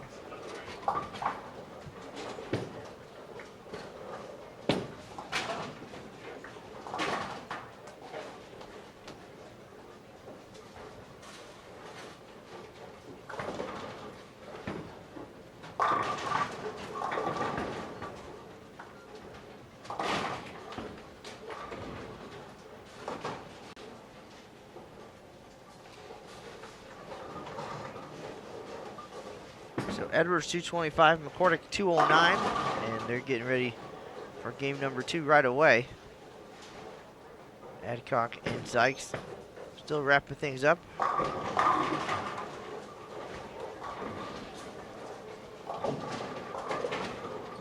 In the 9th frame here, Adcock clean.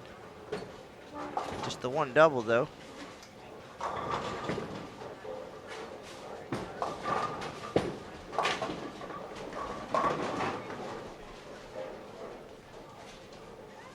He leads by 38.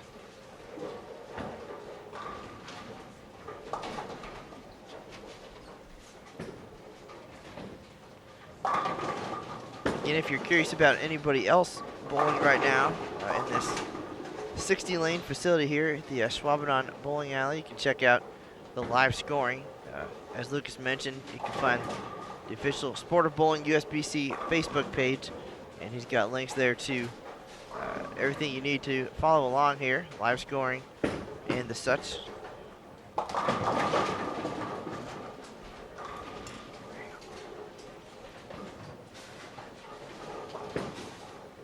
Or if you want to find it through bowl.com, bowl.com/Senior Masters, click on 2015 results, and there's a link right to the live scoring.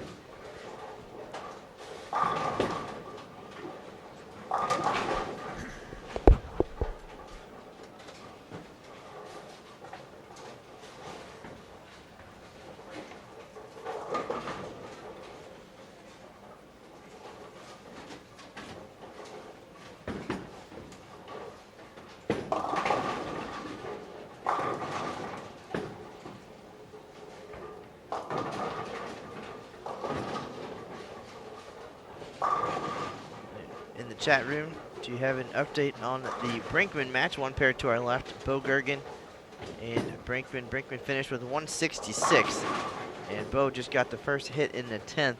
He can get to 247. So Brinkman going to have some work to do there to keep up with the 2-time Open Championships titleist.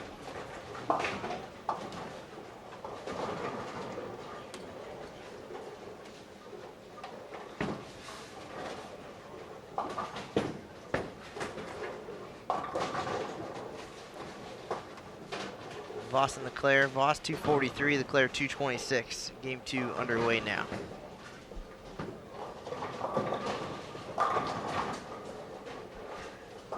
Well, 203 for Tom Adcock, as he is going to have the lead after this first game. Lyle Zykes can only max this game, excuse me, at 176.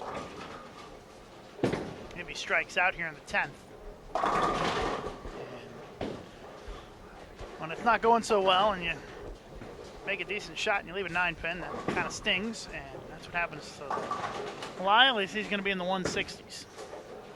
165, best case scenario, down by about 60 pins going into game 2.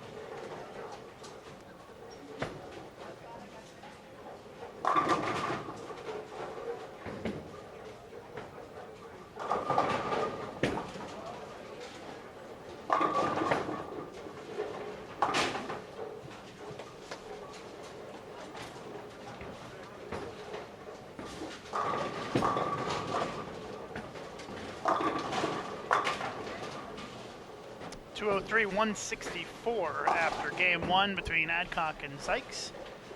They will gear up for the second game with Lyle Sykes probably looking for a new game plan here for the last 2 games of this match.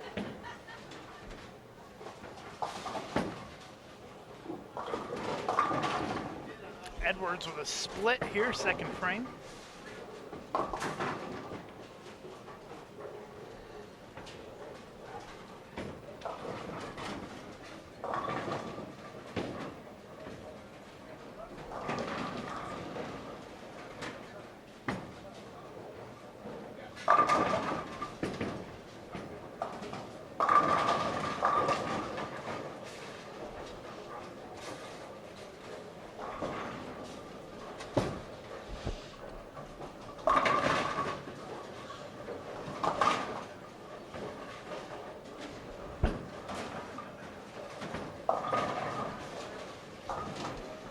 Sykes down 39 after the first game.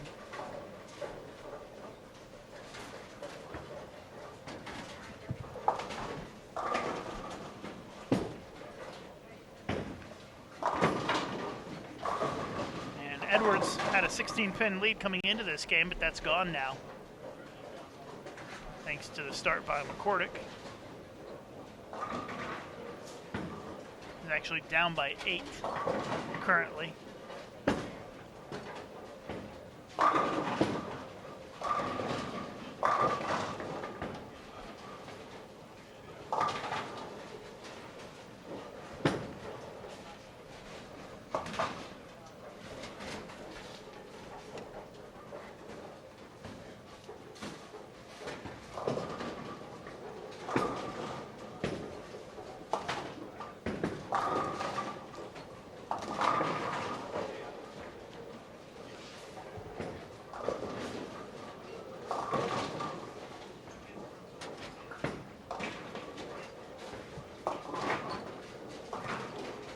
McCordick stepping up on 36, looking for 3 in a row.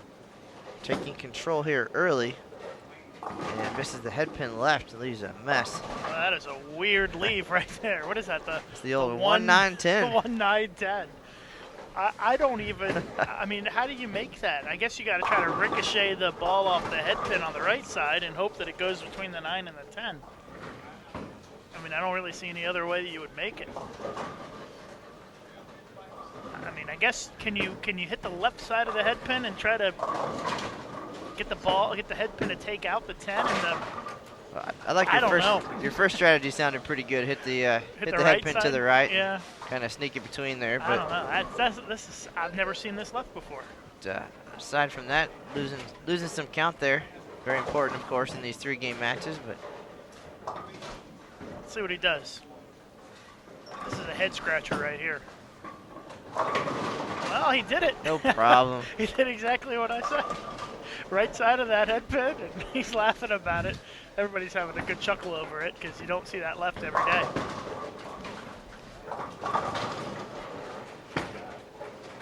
Well, McCordick up 5 with that spare.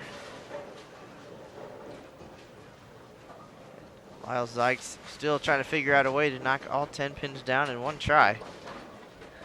The struggle is real for Lyle Zykes right now. It's not going well. The good news is that you're not knocked out if you lose in this round. You've got to lose twice in the tournament, and none of these bowlers have a win nor a loss. Definitely have a lot of work to do if you do go out early into the losers bracket. And a lot of the bowlers talking about, only bowling 5 games a day for the last 3 days, and just what a physical and mental toll it takes on you. When it's only 5 games, but regardless of how old you are, it's a hard-fought 5 games each day. And now you're talking about 3-game matches where you can bowl essentially at this point all day tomorrow if you go right to the losers bracket. Had a tweet sent in from Gene. He says, "Hi Lucas, shout out to my son Clark watching his coach Trinisky. I'm stuck in Cancun at the hotel with a sunburn. I suggest you find some sunscreen. And I guess if you got a sunburn in Cancun, then Bull TV is a good place to hang out."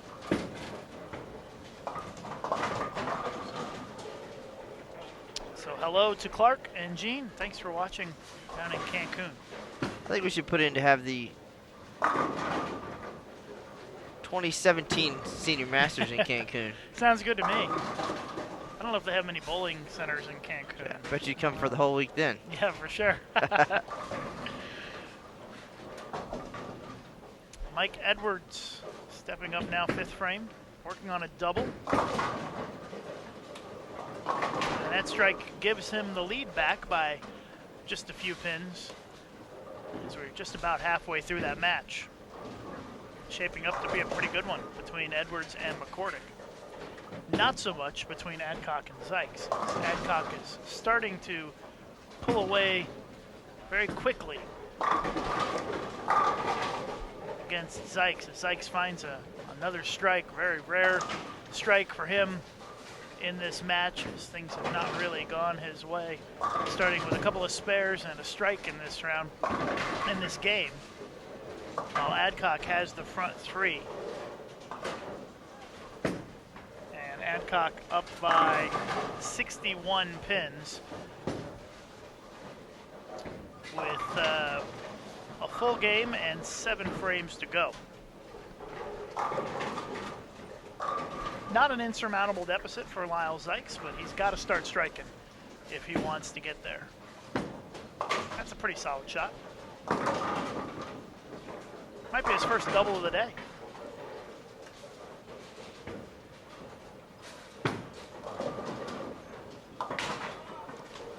And yeah, that is Lyle's first double of the day.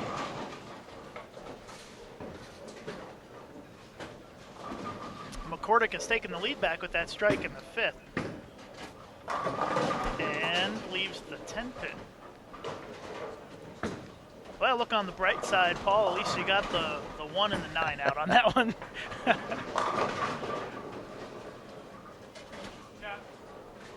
Get the feeling that Adcock is going to run away with things here if he throws the next couple of strikes. Nope. Old Wiseman jinx put on him right there as he leaves the big split. And that'll keep things a little bit closer. Exactly what Lyle Zykes was hoping to see, to be honest.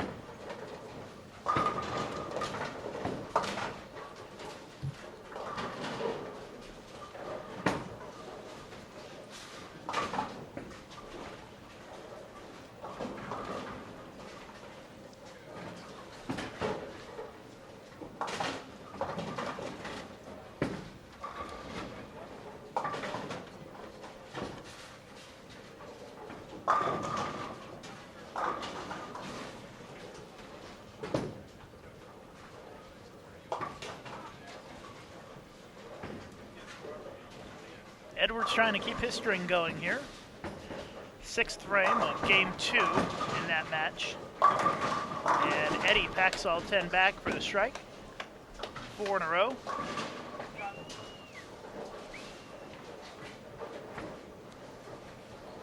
He is up by 16 in that match. with, 14 frames left. Adcock paralyzes the 5-pin and leaves the 7 up with it. 5-pin kind of rotated a little bit to the left. In fact, the scoring unit thinks that it's the 7-8 it moved so much, which actually might make the spare a little bit more difficult. A little late love on the 7-pin for Edwards for 5 strikes in a row. Some good matches here in our second round going on across the house. If you'd like to take a look at them on the live scoring, go to facebook.com/USBC. We've got the link for you to the live scoring right there.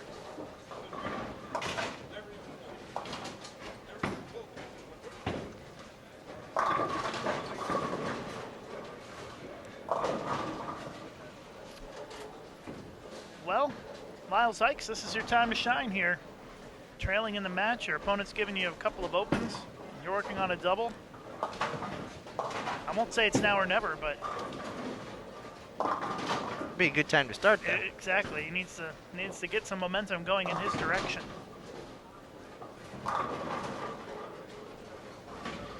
He's made up 14 pins this game if he makes the spare, so he'd still be down, but just by 25 with a game and a half to go.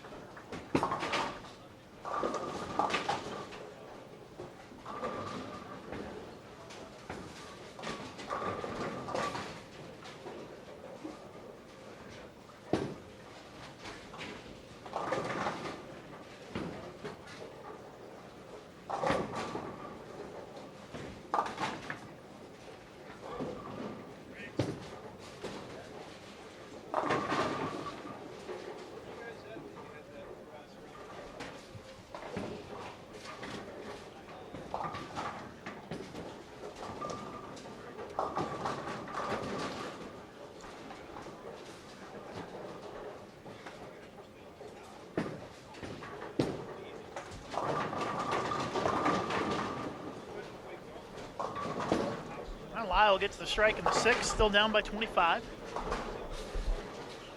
McCordick's starting to dig himself a little bit of a hole here against Edwards. He's got a couple of spares he's working on. Almost a split there. Breaks it up, leaves the 6-10. But with Edwards striking, McCordick needs to find a way to put strikes on the board.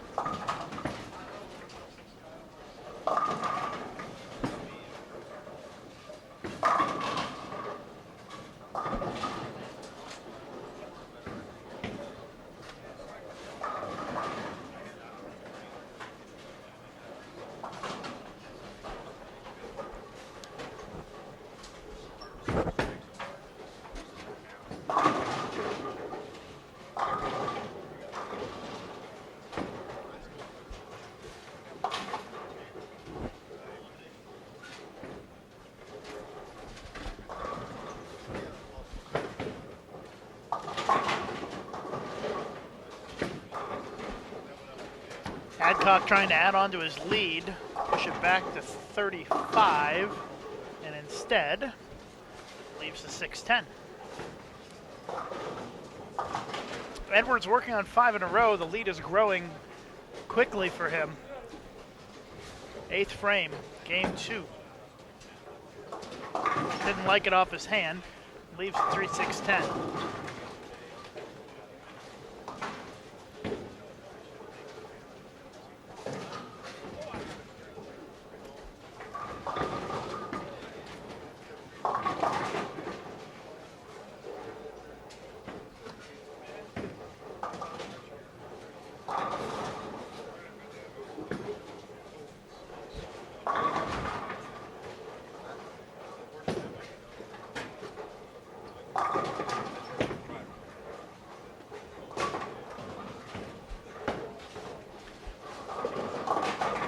just tuning in, you're watching live coverage of the USBC Senior Masters here on Bull TV from the Ashwaubenon Bowling Alley in Green Bay, Wisconsin. Lucas Wiseman and Matt Canizar are with you, finishing up our first round of match play here. And Sykes leaks it right, leaves the washout.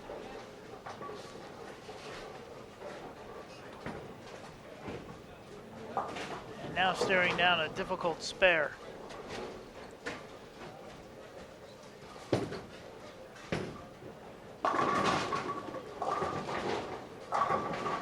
Edwards up by 27 in the match after going 7 spare last frame.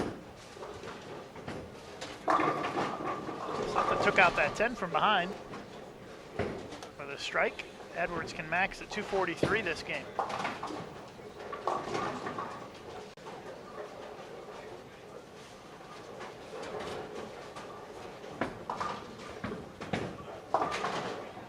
Open frame for Sykes, and things are starting to slip away from him a little bit. He's even this game, but down by about 40 in the match. Hasn't really shown any signs of being able to put together a long string of strikes to make up the difference.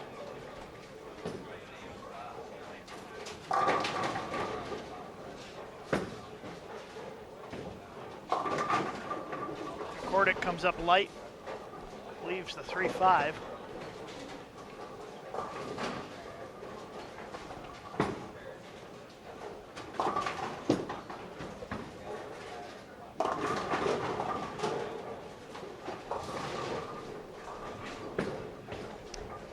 So after this round ends, we will have a brief break while they tabulate the bracket board, get everything put on there, and then our next round starts in a little more than an hour at 1:30 Central Time, 2:30 Eastern Time. That'll be a winner's bracket round. And among the bowlers on our featured pairs will be Pete Weber once again.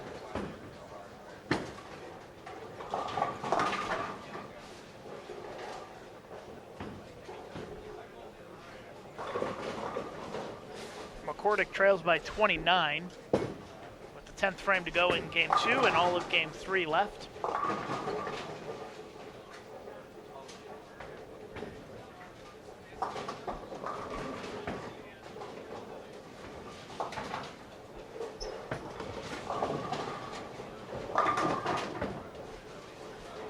Had a tweet come in from Peter Potter, watching in Bakersfield, California. Good morning, Peter. Thanks for tuning in and watching our live coverage today on Bull TV.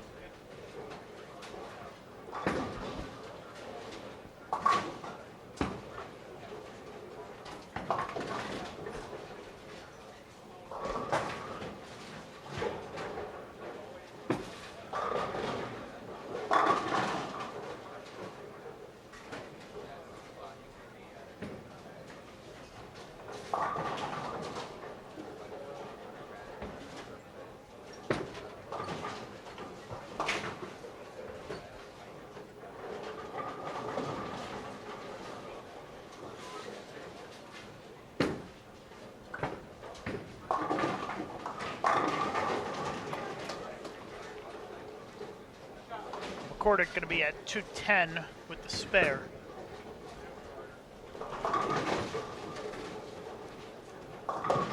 This game started off so well for McCordick, and if there was ever a time where the playing field was equal, it's in a situation like this. Fresh oil, one lefty, one righty, so you don't have extra transition or lanes opening up on the right side necessarily.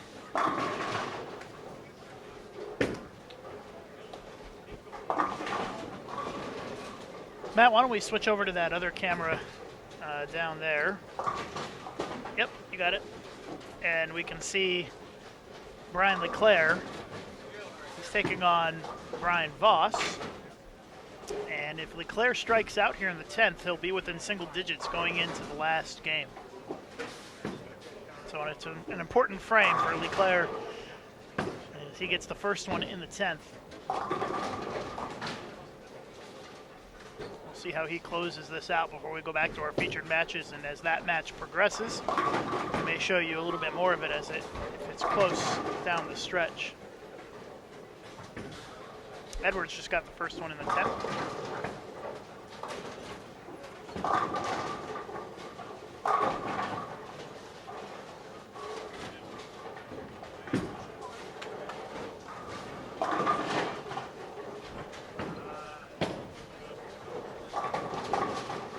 Brian Leclerc looking to pull within single digits going into the last game here.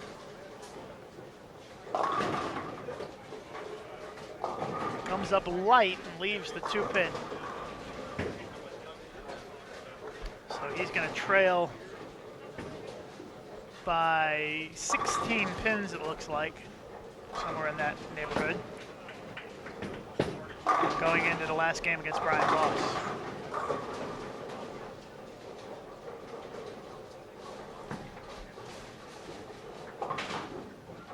Go back over to our featured matches now. Edwards got the double in the 10th, put him in the 240s. He'll be in pretty good control of this match for the game to go.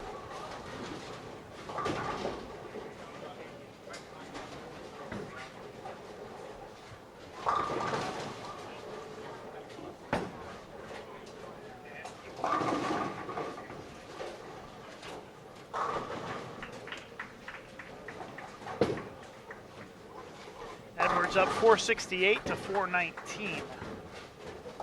It's almost 50 pins.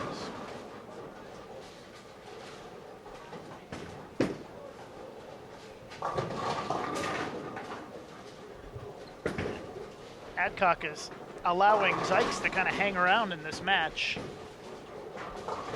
Right now it is a 30-pin lead for Adcock.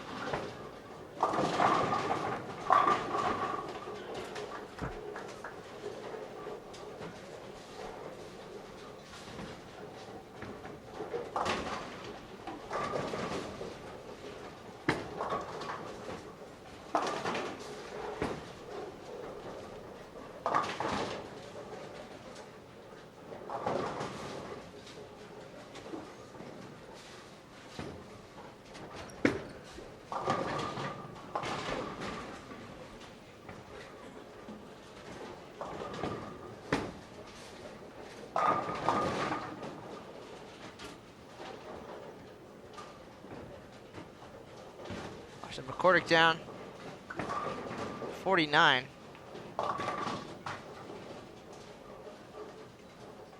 Still kind of struggling with that reaction.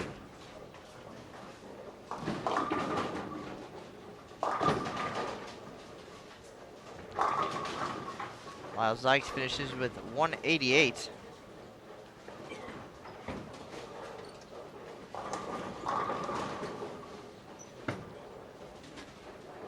Potential to pick up a couple pins here, but definitely didn't take full advantage of Adcock's woes here in game number 2. Adcock strikes out. He'll increase his lead by 2. He did start this game with 3 in a row. Then things got bad fast, and he break there just to leave the 3.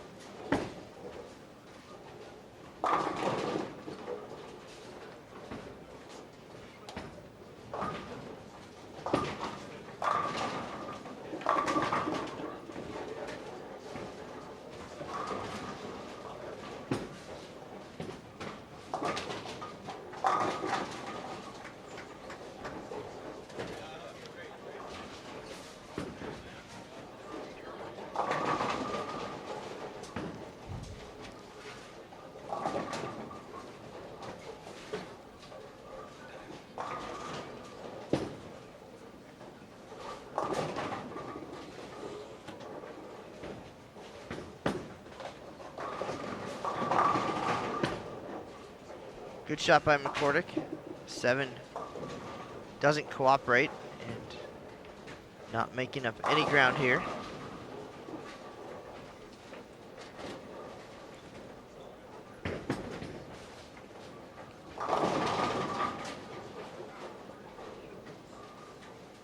And with the count there, Adcock gives back 12 pins. So he leads 379 to 352. Going into the finale. 27 pins. Well, Tom definitely had his chances to just about put that match away in that game and didn't take care of business. 3 opens, all splits. And it is still pretty close going into the last game, only a 27-pin difference. Adcock in the lead. I want to say thank you to Dave Labar, the proprietor here at Ashwaubenon Bowling Alley. Brought over some awesome chili from the Drift Inn. So if you hear me drinking some water for a little bit now, it's because my mouth is a little bit on fire, but Yeah, it's pretty tasty. the smell is drifting into my side of the booth here. Some pretty tasty chili from the Drift Inn, so thanks to Dave Labar. I don't know what happened to yours, Matt, but I'm guessing somebody decided to scarf it down. It You might happens. have to go track it down. Well, I haven't done much to earn such a treat here this week. Neither have I. I just got here. They're already bringing me food. Well, it was 2 hard hours though. Yeah, exactly. It's a couple of long rounds of matches this morning. Both players starting with a strike in the Adcock-Zykes match. Edwards working on a double. As he is in great position with 8 frames to go.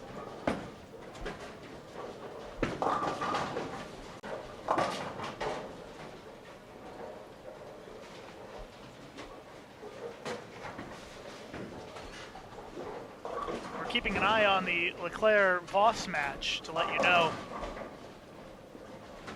if that has gotten closer or not. Right now it's a 17-pin lead for Brian Voss, but Leclerc can cut it to 7.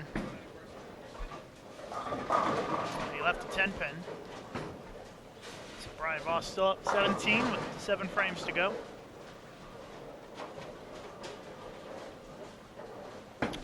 Edwards cleaning up the mess here. Has added another 8 pins to his lead, putting him up 57 overall with 7 frames left. Pressure on Zykes to put up a decent game here to try to come from behind and win this match against Adcock. Looks like Zykes made a ball change at some point here and pitched it right. And did not get to come back, leaves the washout with the sleeper back there.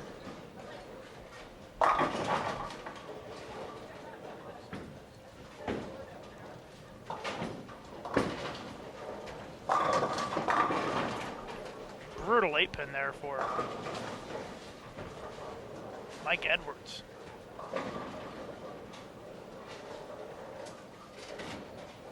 A reminder to tune in for the stepladder finals on Sunday at noon Eastern time here on Bull TV.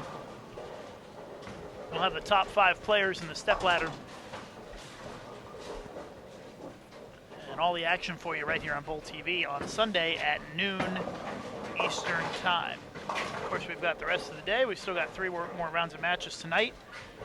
And then we also have a whole day of matches tomorrow as well to determine our stepladder finalists.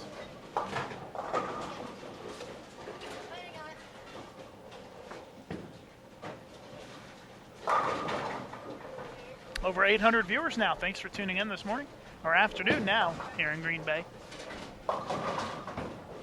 This is the USBC Senior Masters from the Ashwaubenon Bowling Alley in Green Bay, Wisconsin. Lucas Wiseman and Matt Cannizzaro along with you.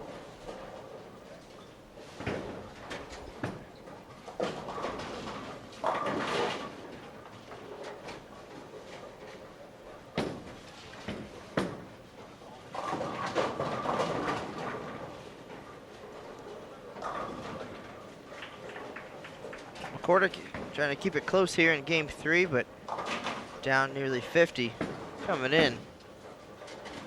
Certainly going to need some help, as well as a string of strikes here in game 3. Couple of opens for Zykes. Those things are fading fast for him. Let's try this again, especially if Adcock steps up and throws a couple of strikes here. I did that last game and he threw 2 splits. Let's hope that I don't put the jinx on him again.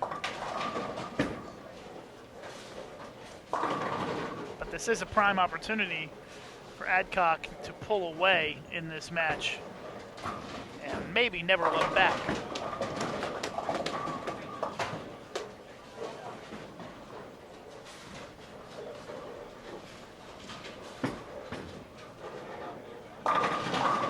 Gets the strike that time.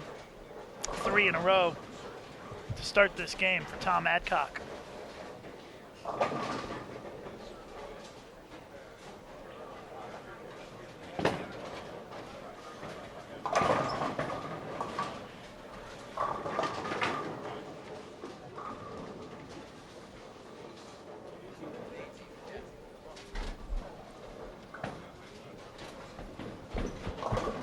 Last game of this round of match play. Once again, the next round starts in 55 minutes.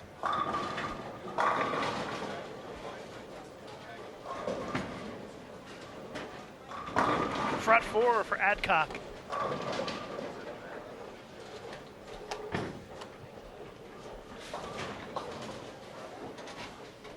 As he is now up by 70 pins.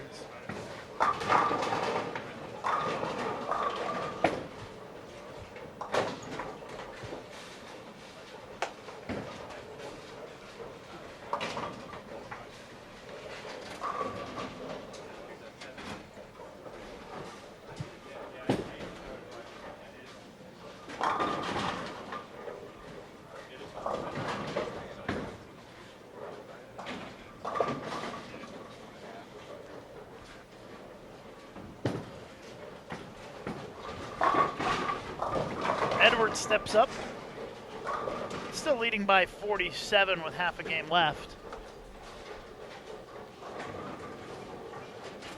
By the way, Brian Voss has increased his lead to 33 pins with half a game to go against Brian Leclerc.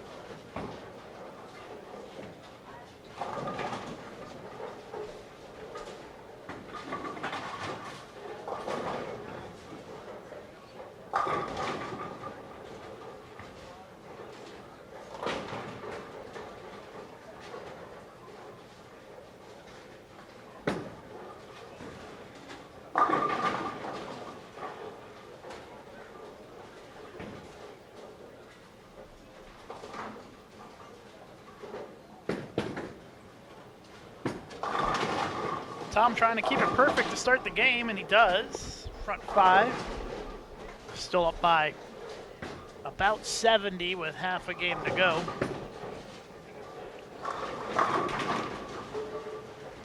Voss just tossed a double at Leclerc, so he's starting to pull away, up by 43, I believe, with 4 frames left. So if for some reason that gets close, we will check in on that match.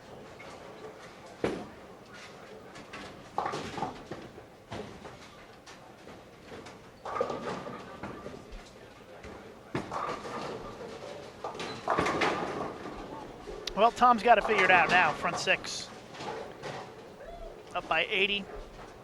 Looks like he's on his way to the win here in this opening round of match play.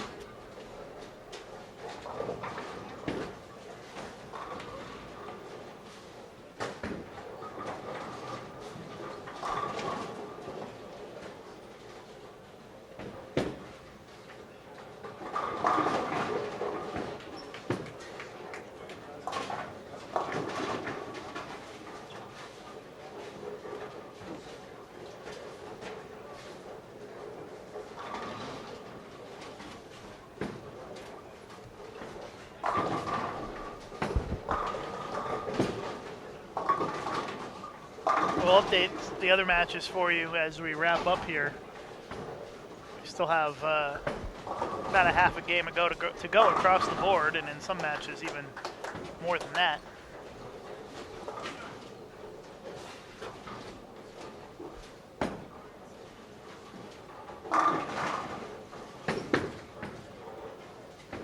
Edwards still up by 48 pins with 3 frames left. So not ahead by enough to be out of the woods yet, but getting close for Mike Edwards. Coming up in our next round at 1:30 Central Time, it's going to be Pete Weber against Mark Abraham and Tracy Teeters against Greg. It's Greg Zika, sir. I just like to make you say it now. Against Greg Zika.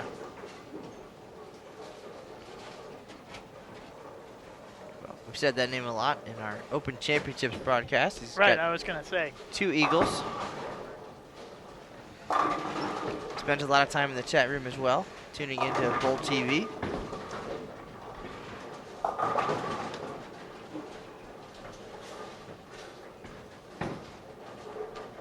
Well, let's see if Tom Adcock can give us some fireworks here in this last game. Had just 1 300 game this entire week. Robert Brown from Wyoming. He's still bowling. He was a winner on the left side of the bracket today. Had a couple close calls as well, I saw yesterday. Two 299s yesterday in the same game, Emleto Monticelli and Pete McCordick. Then the very next game after that, 2 289s, including Mike Edwards on our featured pair here. So we saw that live on Bowl TV. A lot of excitement down the stretch, and I have a feeling it's going to get even more exciting as we get closer to our step ladder on Sunday.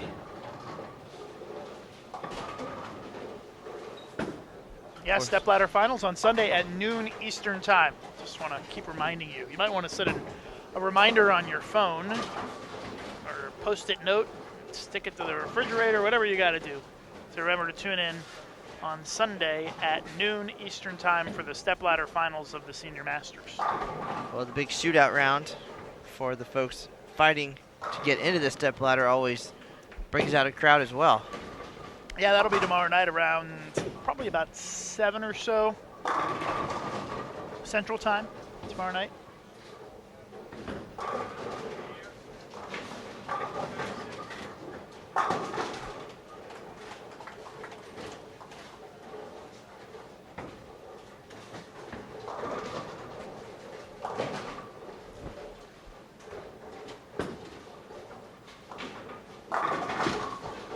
Brian Foss just ran one out and did some theatrics as he struck in the 9th. He's going to beat, it looks like, Brian LeClaire.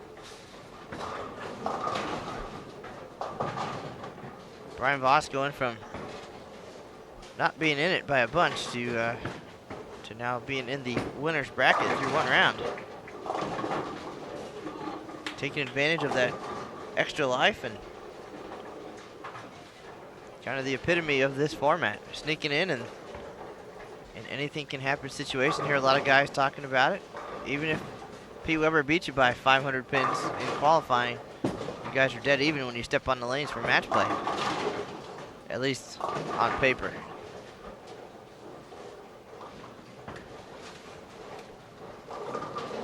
Well, Lyle Zykes finally throwing some strikes, but unfortunately it is too little too late.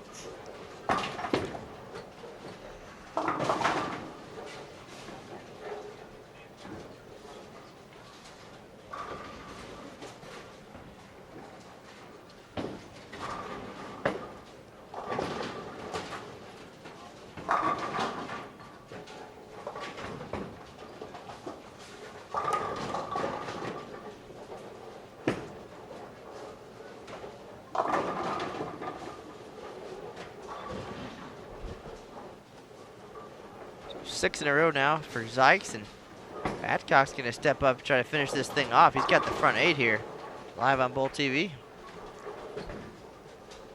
Tell all your friends, tell his friends.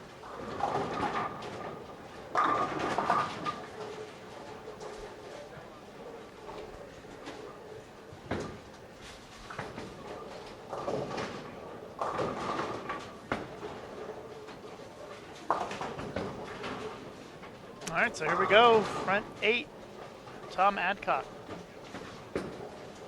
It would be a nice way to finish off this round if he could get it done.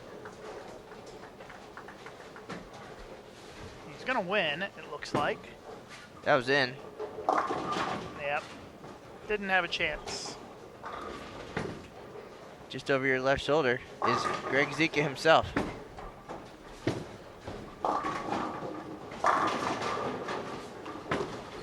Checking out the action here.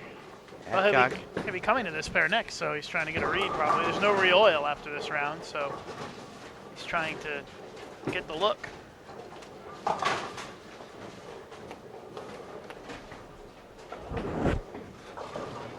Not sure how much it'll impact him, though, the traffic on this pair.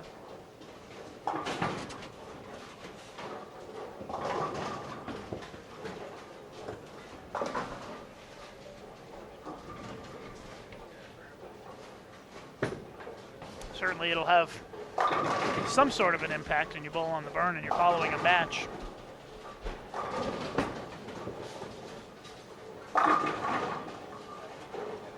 Give me that idea of maybe where to start things off, but 10 minutes of practice before the match starts should be plenty of time to get matched up with the players in the next round. So Tom on the right lane, a little bit slow and in, and just fires that one down there and rolls the 2-pin. Well, both matches are mathematically over and have been for a bit. Adcock and Edwards win our featured matches. And our next round is scheduled to start in about 45 minutes.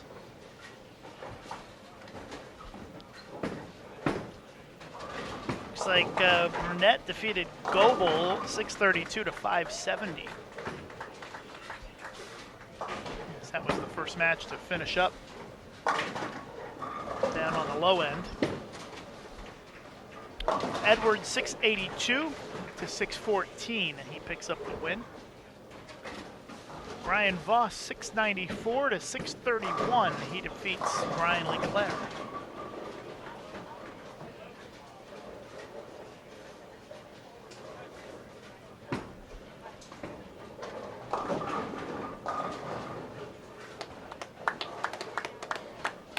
.277 final game for Tom Adcock.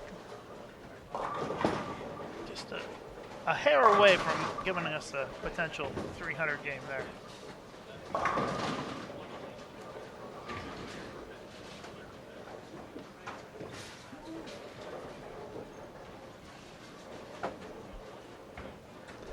Looks like Parker Bone III, he's going to defeat Martin. They're finishing up down there. So Parker Bone on in the winner's bracket. Got some big names in that winner's bracket already, early on.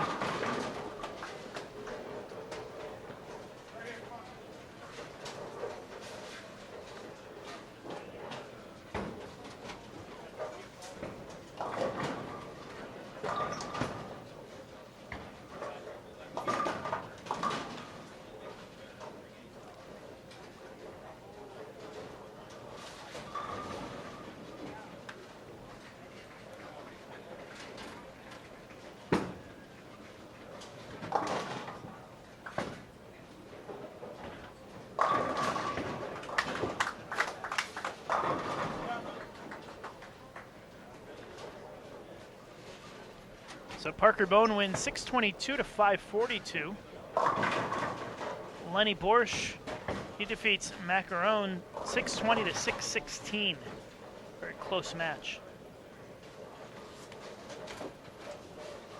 Harvey defeats Sullivan 667 to 584.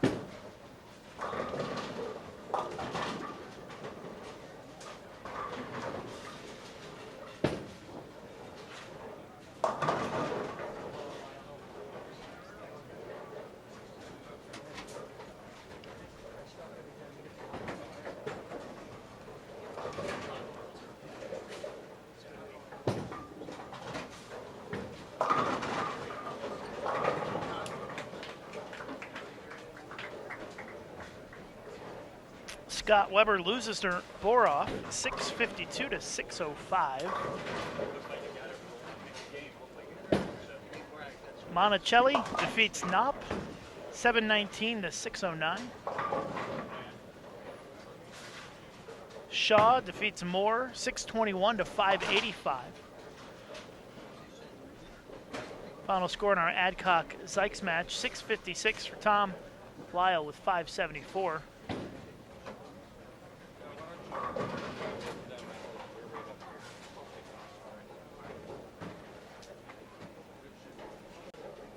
Burkett and Bogner locked in a pretty tight match. I'll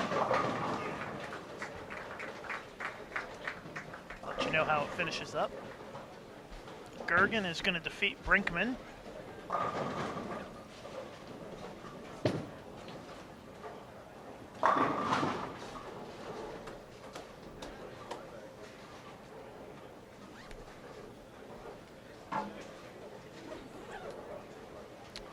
We've got just a few matches to finish up here. We'll start again in about 40 minutes.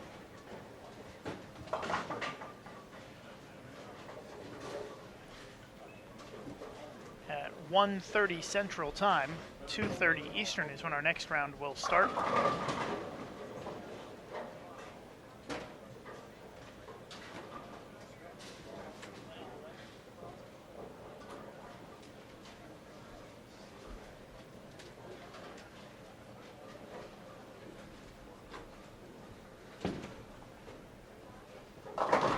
Looks like Burkett, if he strikes out, can win.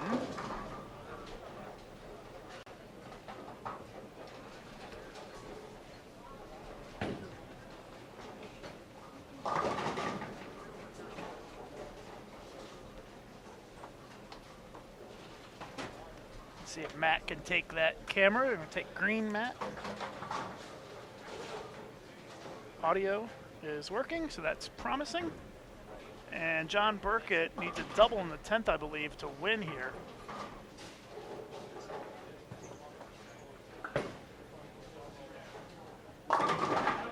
Gets the first one.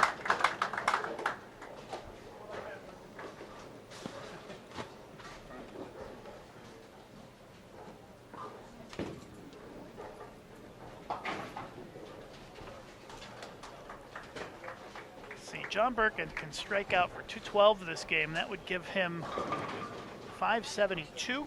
So he needs this strike and then good count on the last shot.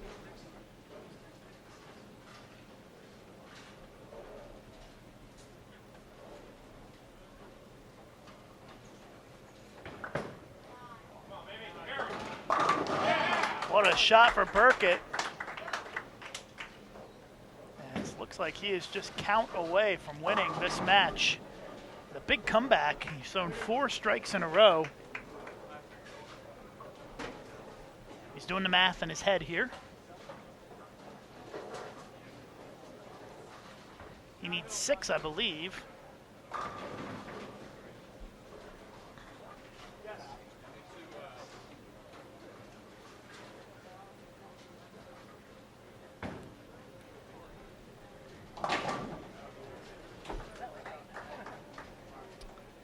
John Burkett, former Major League pitcher, throwing it up the middle, gets a strike, and picks up the win here in dramatic fashion to close out this round on Bull TV at the USBC Senior Masters.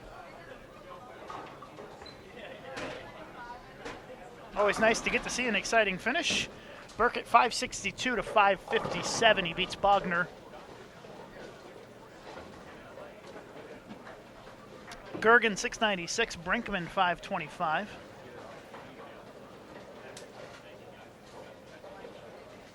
Lanto defeats Mueller 616 to 507. Contreras defeats Cooper 653 to 535.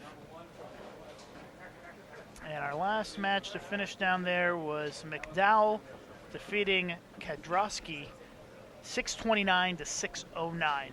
So we'll be back in about 35 minutes with the start of the next round here live on Bowl TV.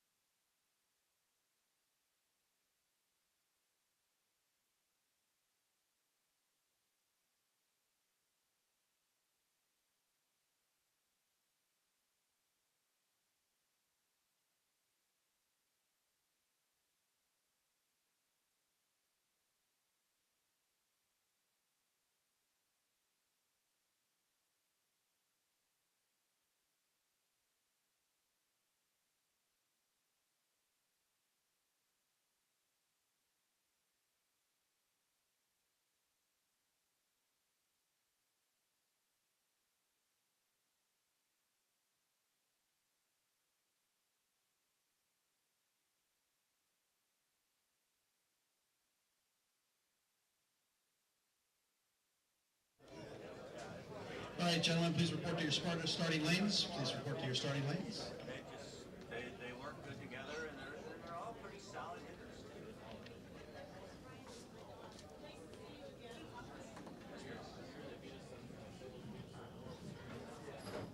Ladies and gentlemen, this will begin the second round in the winners bracket, 2015 Senior Masters. Participants, if you win this match, you shall not return again until tomorrow morning at 9 a.m. If you are not so fortunate and you do not get by this match, you'll be bowling again this evening at 6 p.m. Okay, lanes are coming on for 10 minutes of practice. Yeah, well, we kind of owe them a little bit.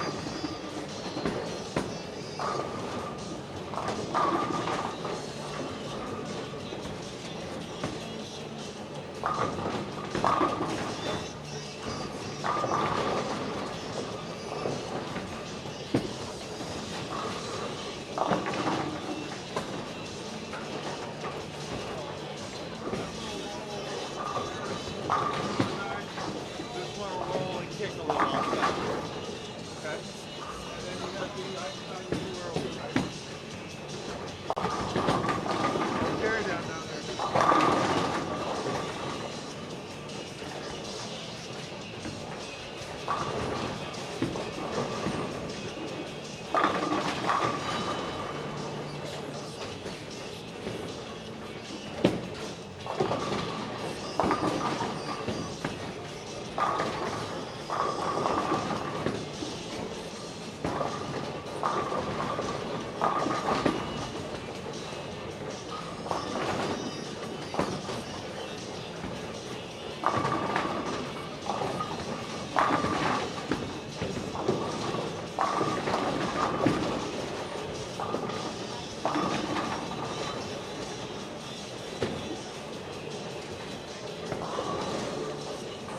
Good.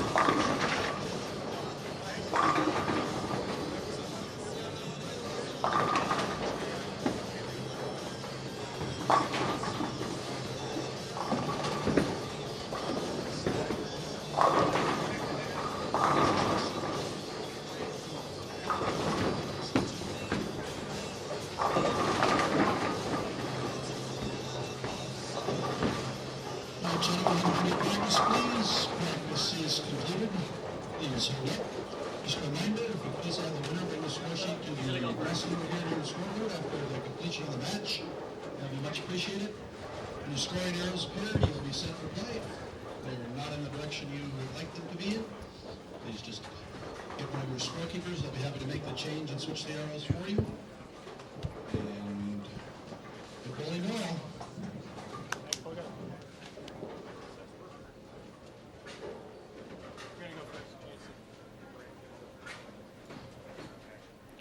So we've got Pete Weber against Mark Abraham over on 35 and 36. Petey gonna start us off. And on 33 and 34, we'll have Tracy Teeters against Greg Zika. This is a winner's bracket round.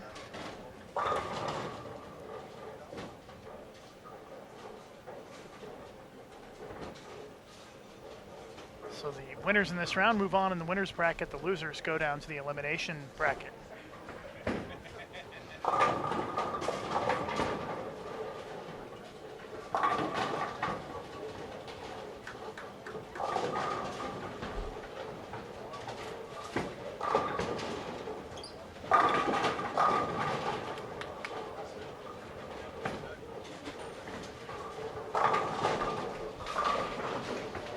Three games, total pins.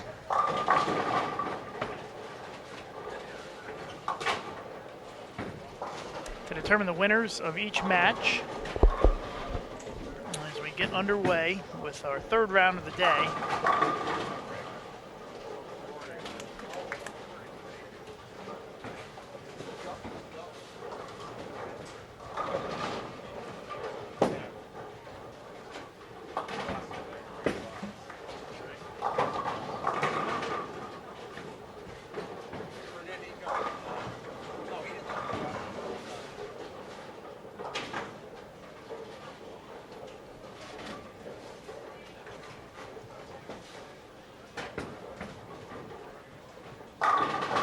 So in the first match this morning,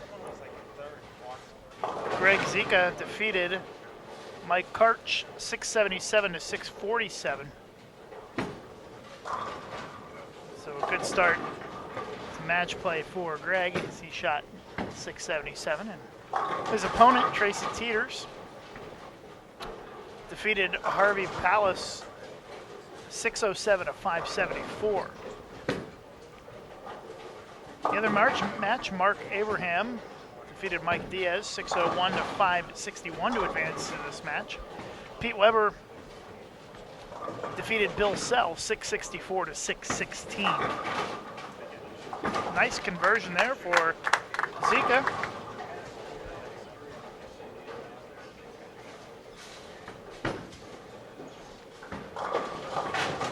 Nice split conversion in the second frame. Keep that match even.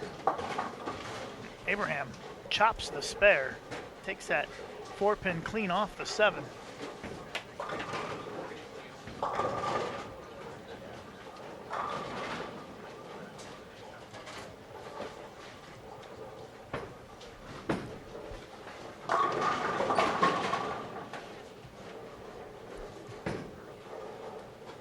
If you'd like to find the live scoring to see the frame-by-frame for any of the pairs in the house, go to facebook.com/USBC. We've got the link posted there.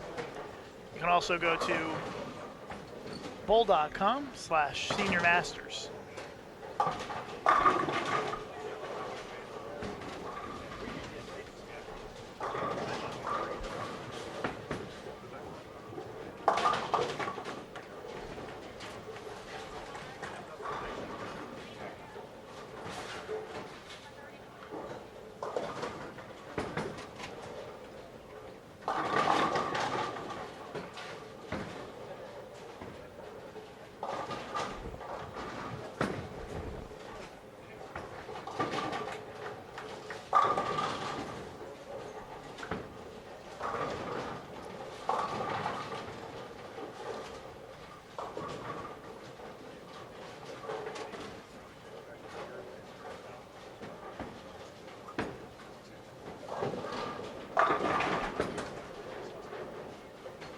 Pete Weber with an early 13-pin lead on Abraham, thanks mainly to that open by Abraham last frame. PDW got off to a slow start this morning in his first match. This is the second match of the day for these bowlers. And Pete goes a little high, leaves the 4-pin on that one.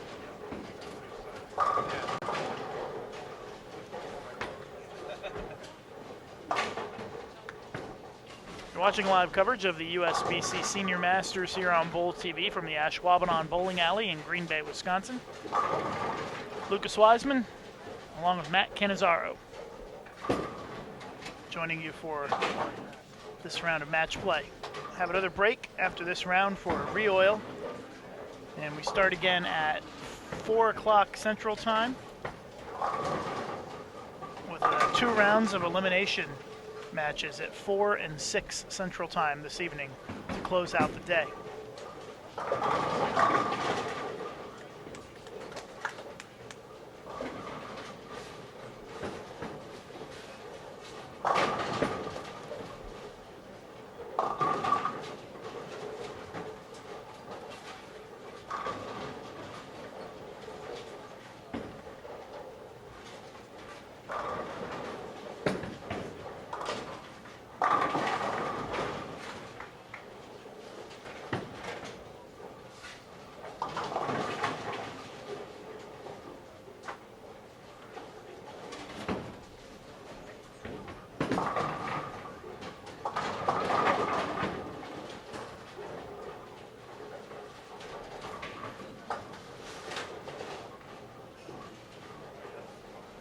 Zika with a double. He leads by 11.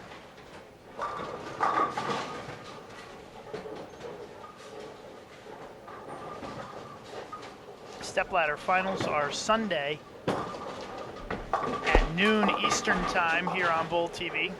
Top 5 or final 5 out of the bracket will move on to the stepladder. We'll have coverage for you right here on Bowl TV on Sunday at noon Eastern Time.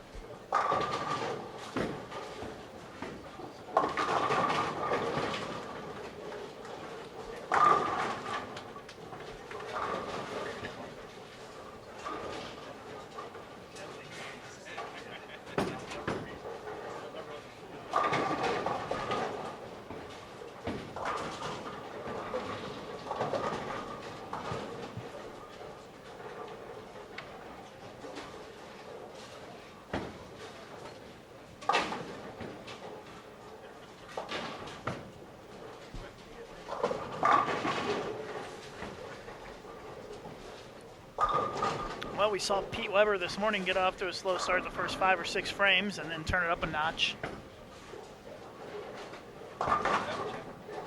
as he pulled away from Bill Sell in his opening match. And looking like might be a similar scenario for Pete again in this round.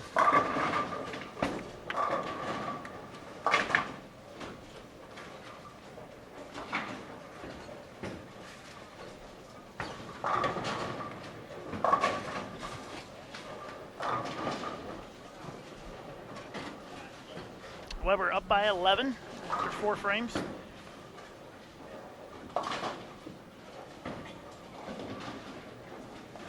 Zika up by 13 right now. He can increase that lead to 23 with another strike.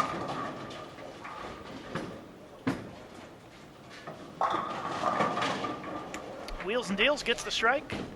3 in a row for Greg Zika as he takes a 23-pin lead. Pete Weber with a blowout 9-pin. Probably not something to get overly concerned about. More frustrating than anything. I think the strikes will start to come for Pete before you know it.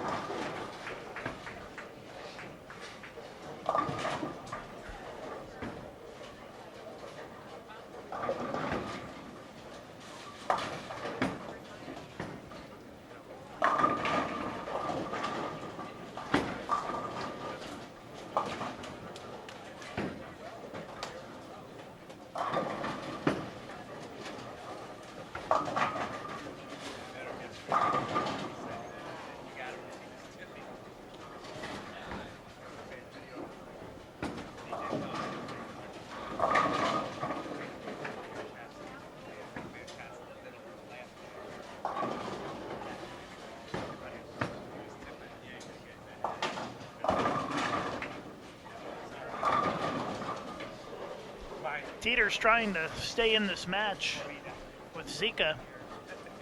Zika's come out firing here with 5 strikes in the first 6 frames. Teeters with a nice looking shot there. That's a double. He's down by 23 after 6 frames.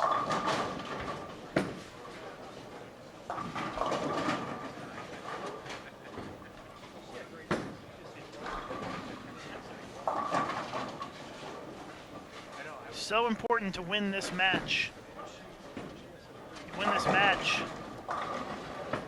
you're in great shape going into tomorrow. And if you lose in this round, you've got to come back tonight at 6 o'clock to bowl another match. If you win, you're done for the day. I think I heard Pete Weber talk about maybe even trying to get a tee time for this afternoon if he can win another match. Nice shot by Teeters, leaves the 10. Abraham seemed like he was pretty amped up to be bowling against Pete Weber. Always tough to take on one of the great bowlers of all time.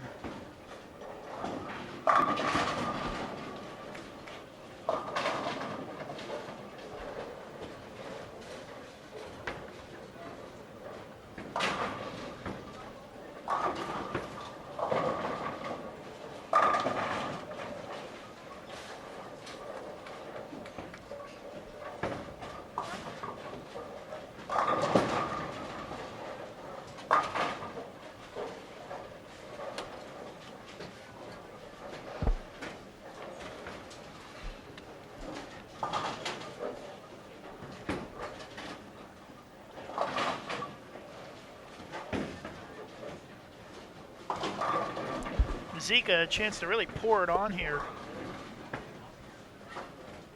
Working on 4 strikes in a row.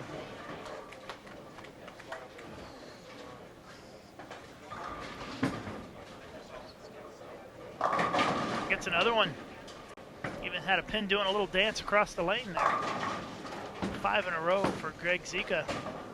Pete Weber looks like maybe he's dialed in now.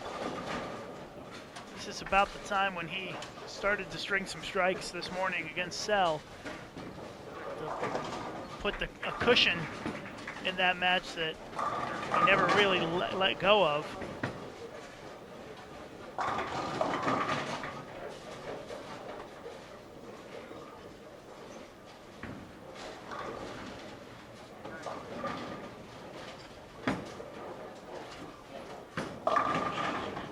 Wow, Zika got that one left and still managed to get the lucky strike out of it.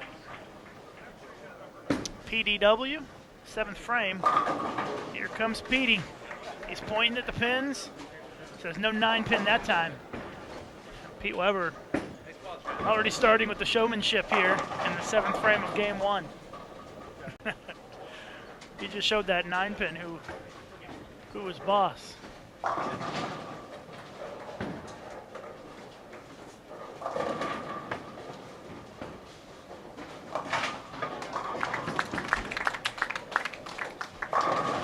Teeters better get something going here, as Zika's got 6 in a row at him right now. Nice shot, gets the strike, a little bit of a light hit. Pretty high scoring game 1 between Zika and Teeters. Looks like Abraham's pretty good on that right lane. Gotta find a way to make better shots on the left lane.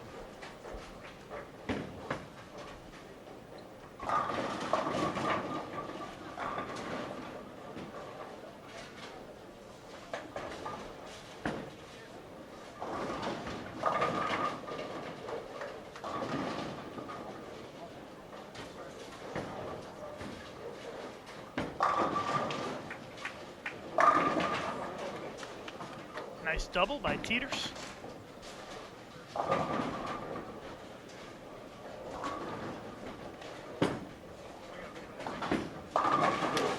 And Abraham getting a little excited.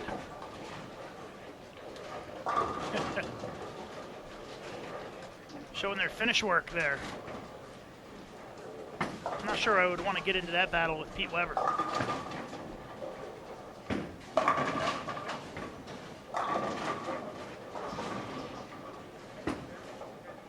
Pretty close match. 10 pins separates Weber and Abraham early on here in this one.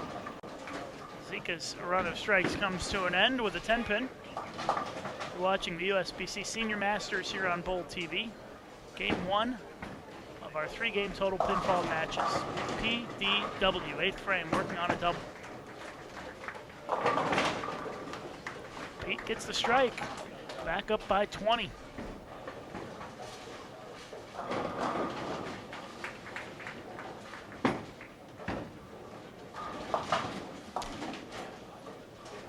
With that spare, Zika ahead by 33 pins going into the 10th frame.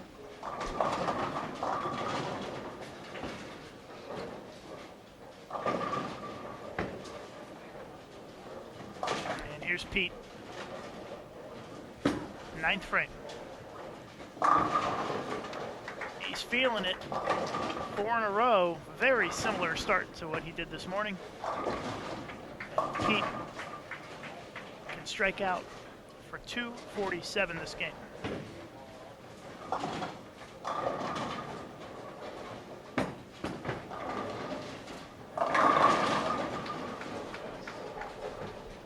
Sure seems like the intensity level is ratcheted up a notch in this round versus this morning in the opening round.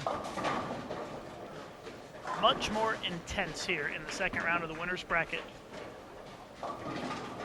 Abraham looking to make a quality shot again on this right lane. Pretty good on this lane. Gets another one. 3 in a row from Mark Abraham. Pulls back to within 20 going into the 10th.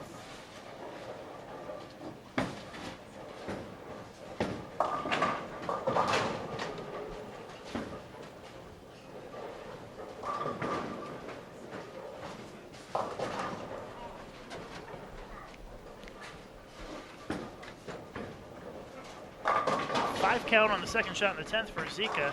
Count doesn't really matter. He's came on just a single strike, but he will be in the 240s this game. A good start for him, but Teeters can still get to 236 if he strikes out.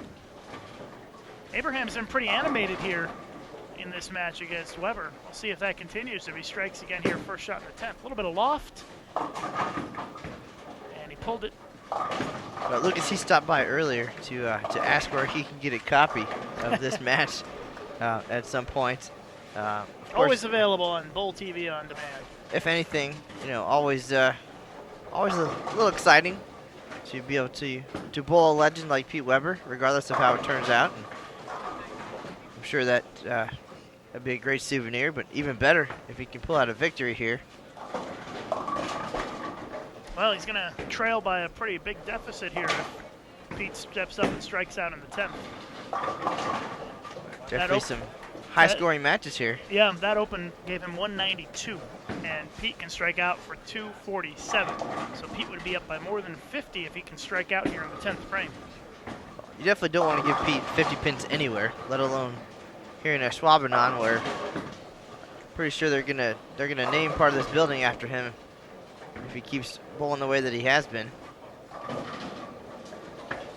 I think Pete would be just fine if every tournament was held here at the Ashwaubenon Bowling Alley, given his performance at the Masters and now here at the Senior Masters. Here he is, 10th frame. A little lazy 10 there. That'll keep it a little bit closer. He'll be in the 220s now. Teeters covers it up. And he's going to be at 215 with a strike on the fill.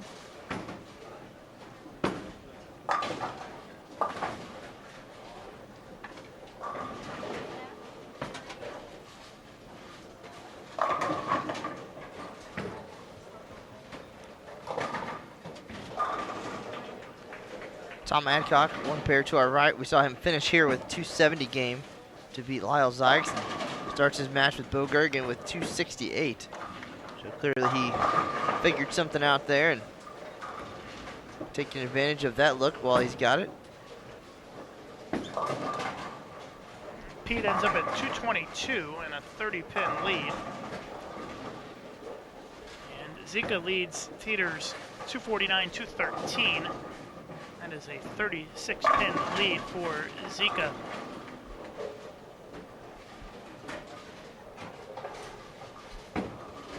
Two more rounds coming up this afternoon at 4 o'clock and 6 o'clock Central Time in the elimination portion of the bracket. And then all day tomorrow, we'll have live coverage for you here on Bull TV. And everything will wrap up on Sunday at noon Eastern Time for the stepladder finals here on Bull TV.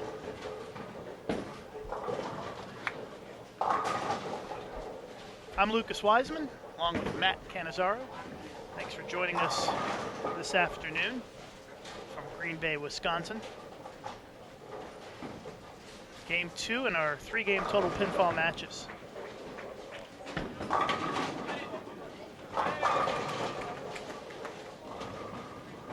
And Leto throwing pins across the deck. You'll see that on the left side of your screen here. He's one pair to the left and just doubled in the 10th to take an early lead.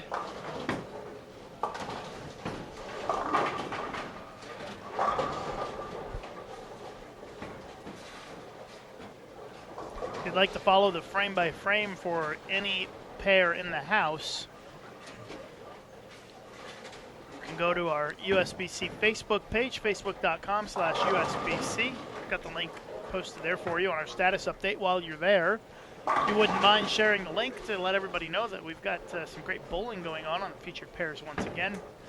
You can also find the link to the live scoring at bowl.com/Senior Masters and click on the results page once you get there. Open frame for Zika to start game 2.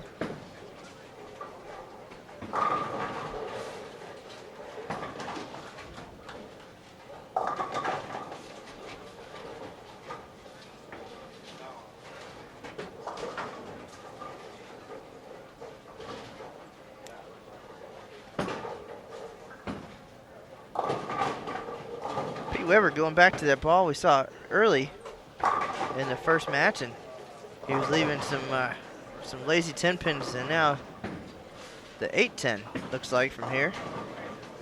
Yeah, it didn't look like his ball reaction was that good with that ball this morning. So I'm not sure why the need to go back to it. I'm guessing that maybe he won't throw that one again. Well, it seems to be the same place that he threw it in that match. This match not on the fresh, however. There's got some traffic already. One was a left-hander, Paul McCordick, so only Mike Edwards playing the right side, and now we've got one lefty, one righty again. But Pete thinking through it right now. Gonna pick up the same ball? Can't tell. Yep, looks like the roto grip disturbed, I believe. Well, if anybody can make it work, it's Pete Weber, so we'll see if he wills it to strike here. He's got a 30-pin lead, and seems to be kind of over-under for him a little bit. Yeah, a little bit. Shaking his head. He's been back and forth between two balls, it looks like, today, and shakes his head with this one quite a bit.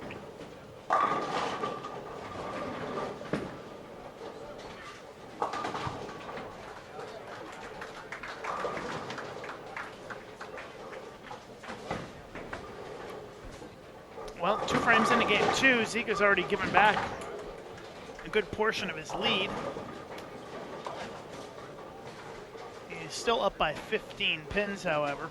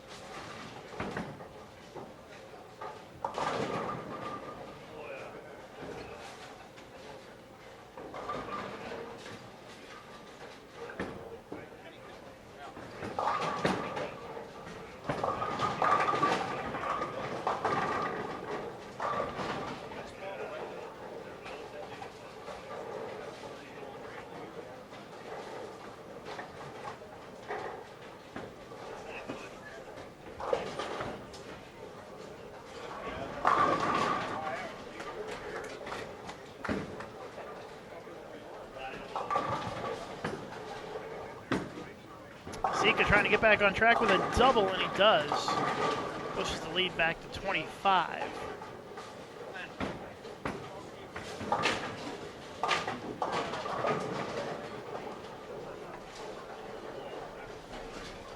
Well, Abraham down by 19 right now, can cut it to 9 with another strike right here. Comes up light, leaves the bucket.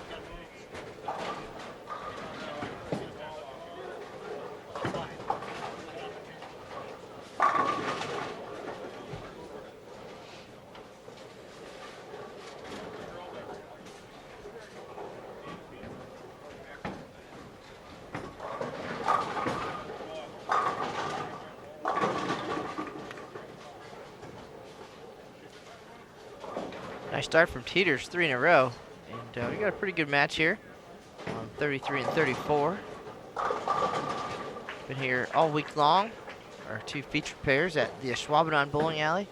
15 games of qualifying. 194 players battling for 63 spots to join Walter Ray Williams Jr., the defending champion in this double elimination match play bracket. Now we're on to round 2 already. All the winners at bowling right now. After this round, 16 players will be undefeated heading into tomorrow. Wow, Teeters got away with one there for the front 4.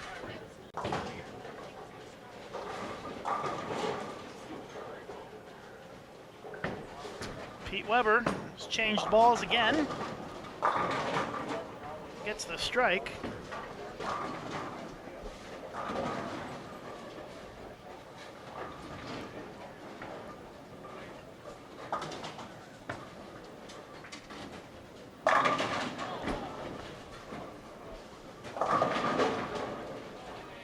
Zika trying to now keep up with Teeters, who's found a way to strike.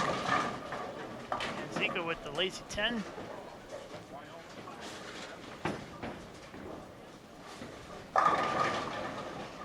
And Teeters is now within 4 pins. Pete Weber I think back he should just stay with that ball. back to the high road, it looks like, and Yeah, that ball's looked pretty good. well, maybe it's all the process. Maybe there's Yeah, maybe. like throwing a plastic ball down the middle to get some carry down, or charcoal on the outside to open the lane up. Some kind of strategy involved.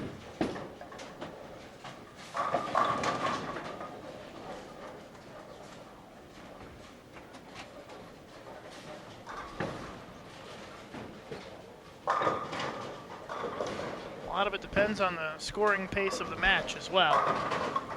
How much you have to press. Right now, Pete is up by 29 against Abraham. Well, Lucas, you got to figure too, if you're going to try something and try to get some intel for later, you know, if you're leading by a little bit, the beginning of the game is the best place to do something like that too. Sure. And, you know, just test it out, see what it's going to do, and then go back to what you know is going to work, and then pile on the strikes.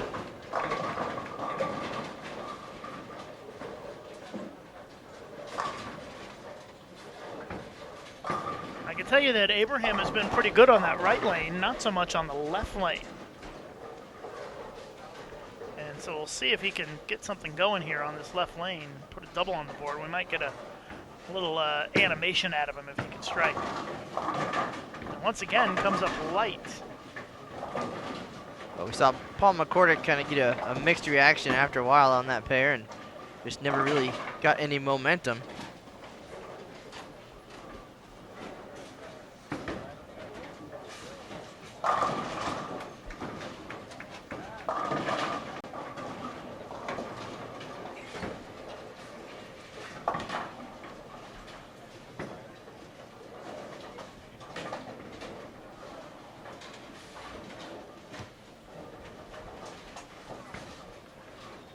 Well, we're going to have a chance for Teeters to take the lead in the match at the halfway point if he can strike for the front 5.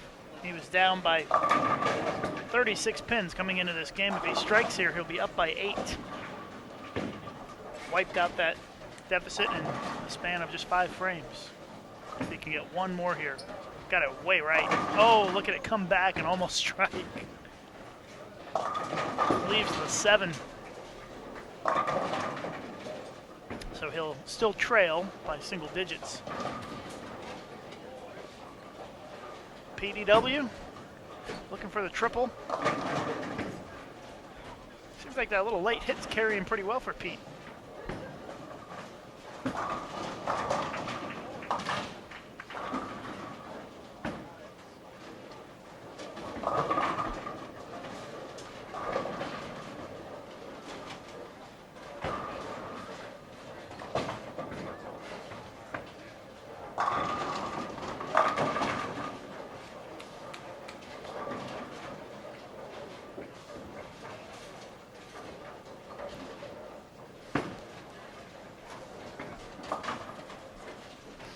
Pete trying to keep it going. Now that is a quality shot right there. That's vintage PDW.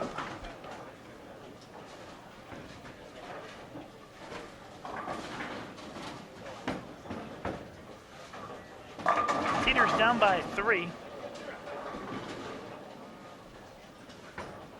As we are halfway through our matches now. Midway point of game number 2.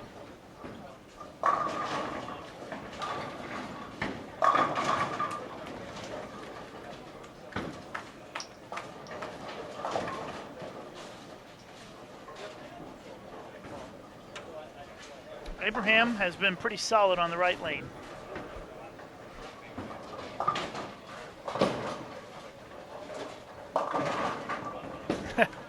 Well, counts as a strike, right?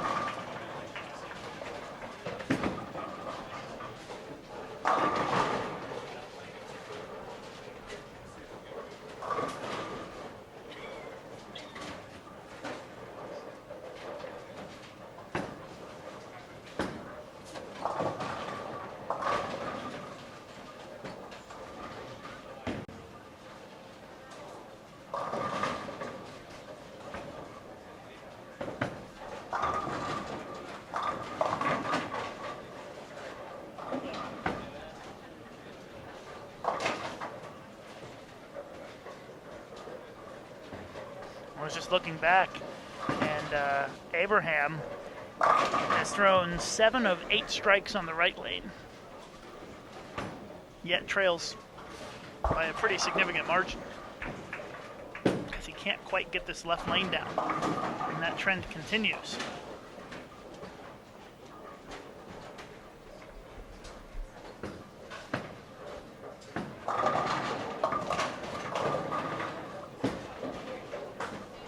You are not going to beat Pete Weber very often if you can't find a way to throw doubles.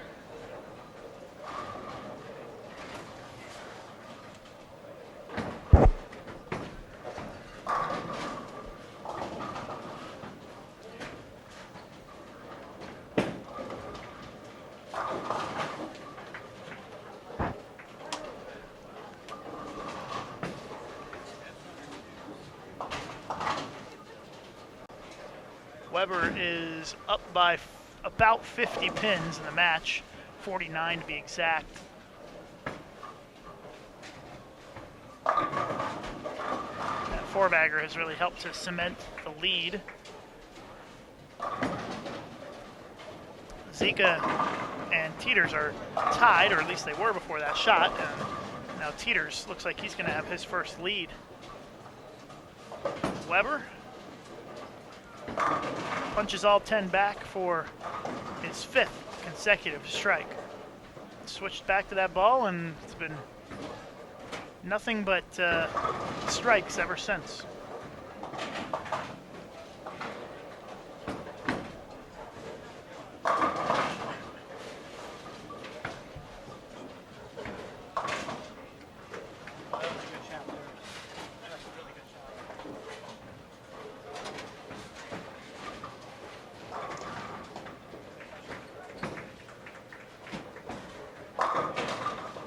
Teeters has not led in this match until now.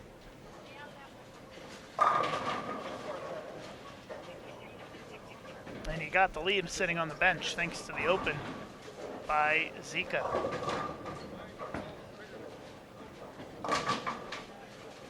Pete Weber up by about 60 now. I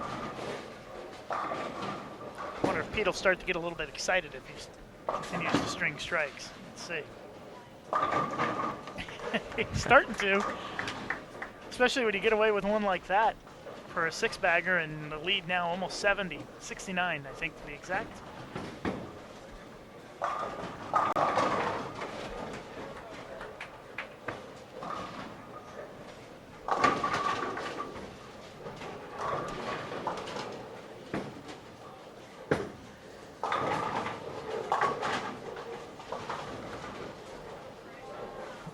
So let's see if Teeters takes advantage of the opportunity, but he just can't get his head in the right spot.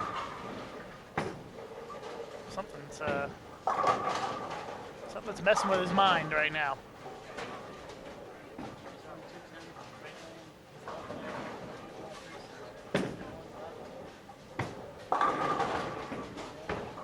And no lucky break this time for Abraham on that right lane. Just the second time in this match he hasn't struck on that lane. All right, so let's see if Teeters can actually get the ball off his hand this time. It's 2 times he's gone up there and kind of backed off. It's an important shot. Comes up a little high, leaves the 4.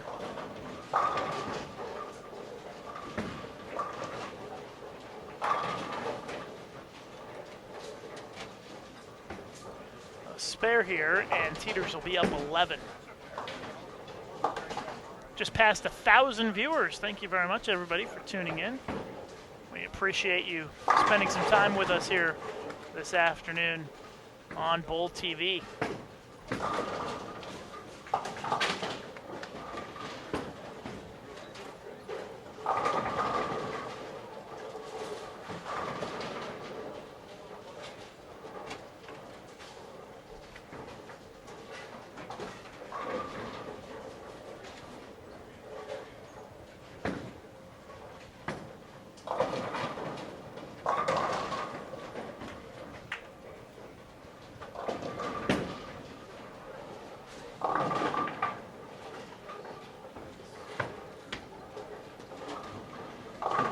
Stepladder finals coming up on Sunday. As they would say on the old TV commercials, Sunday, Sunday, Sunday. Trucks. Big sale. Except it's free. Right here on Bowl TV. Sunday at noon Eastern Time. Live coverage of the Stepladder finals, Senior Masters. Last year's finals, I must say, were pretty incredible. The finish, where Walter Ray Williams Jr. collapsed the bucket to win. One of my all-time greatest live stream moments as not only a commentator, but also as a viewer. And we can only hope that that this year can top that. Got a great field, a lot of great bowlers, a lot of Hall of Famers in the field. It's already shaping up to be a great show regardless of who makes it. Pete Weber here, leaving the awkward split. He's not going to be happy about that. 2-7-10 split. And the thoughts that are going through Pete Weber's mind right now, we probably could not broadcast here on Bowl TV.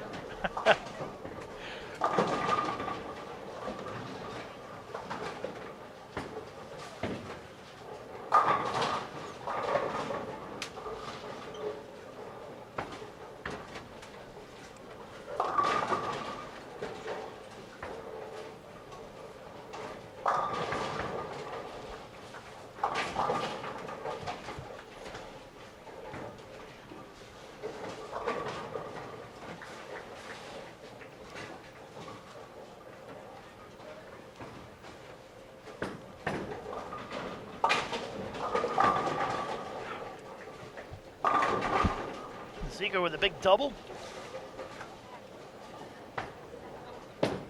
See if Pete can make it. Does not. Open frame in the 9th for Pete Weber.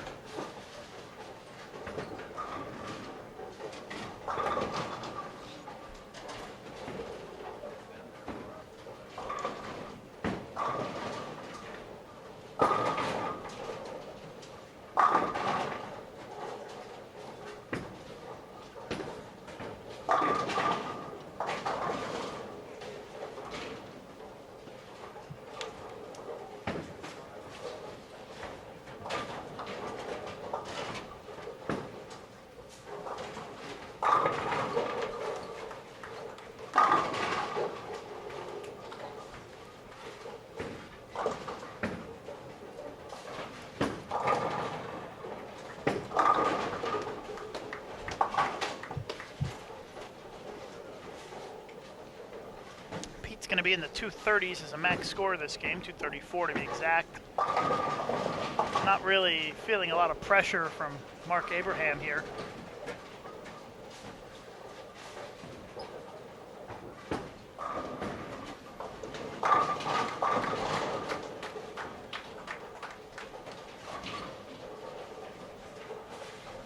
Weber's going to have a comfortable lead going into the last game.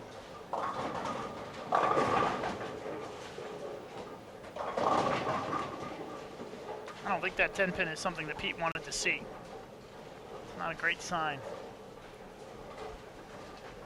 But Pete knows if he can just get out of this last game and get the win, take it easy today, maybe try to find a round of golf out there, get a tee time, and relax the rest of the day.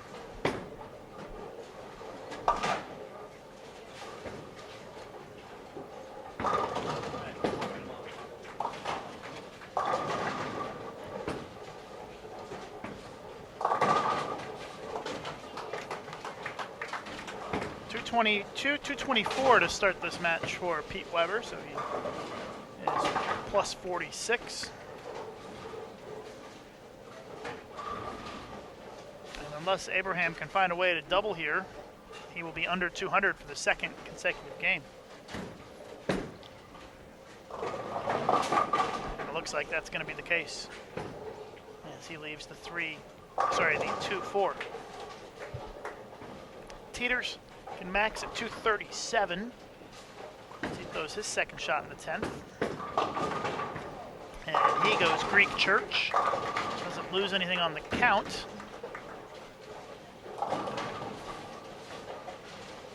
Means that Zika has a decent chance to have the lead going into the last game.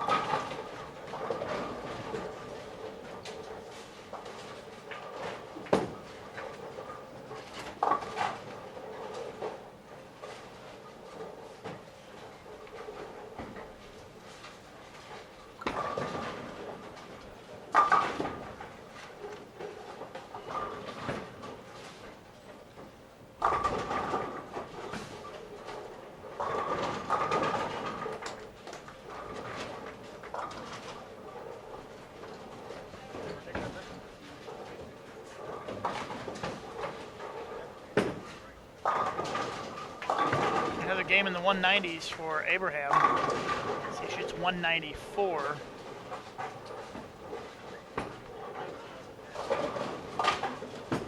And he trails Pete Weber, who has 446, as Zika with a brutal 7-10 split in the pocket.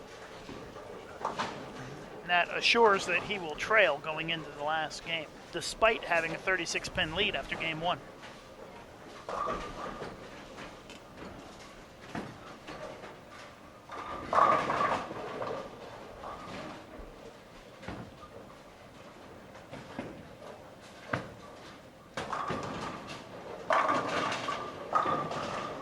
Zika shooting the 7-10.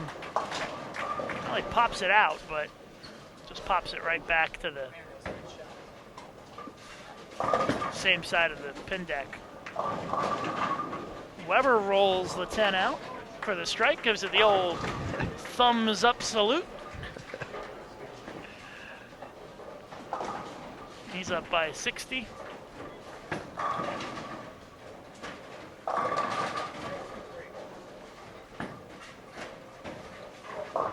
Teeters leads by 11.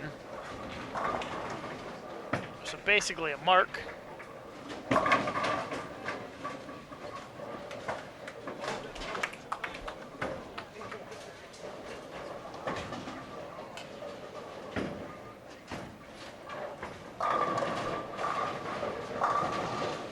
So a pretty close match here between Teeters and Zika.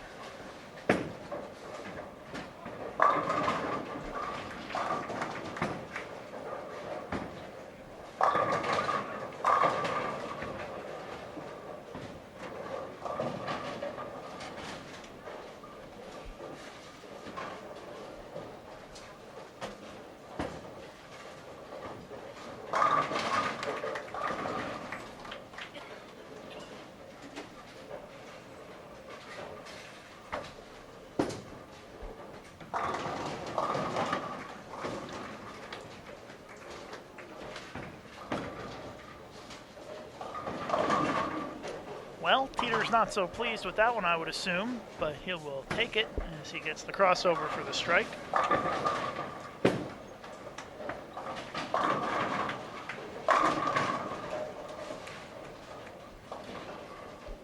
Final game here in this round. Winners are done for the day and back tomorrow morning. The losers in this round come back at 6 p.m. tonight, Central Time.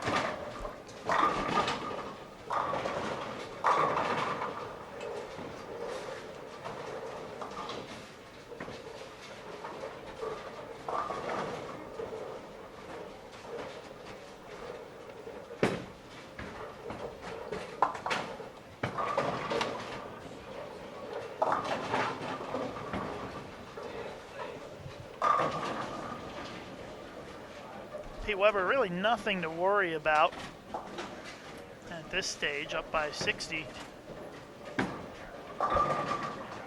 As he tries to close out this match. I'm sure he would love to start with the front 4-5 here. Really put this thing away early. Right now, Pete is up by 60. Strike here, he goes up by 70. Ring 10.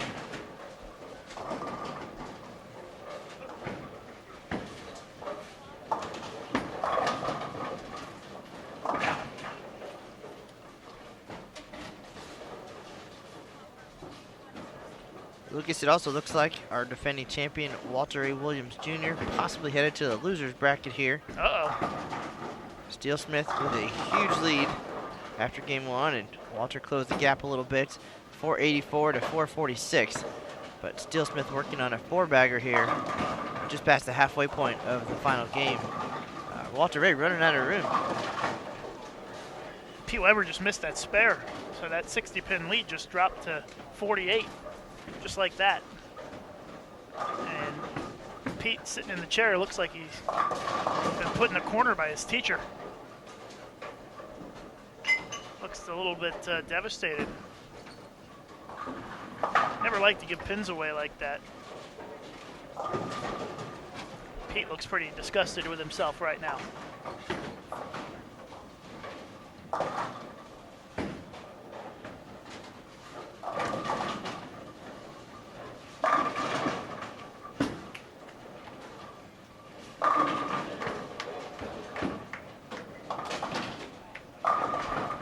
Well, that might erase some of the sting for Pete.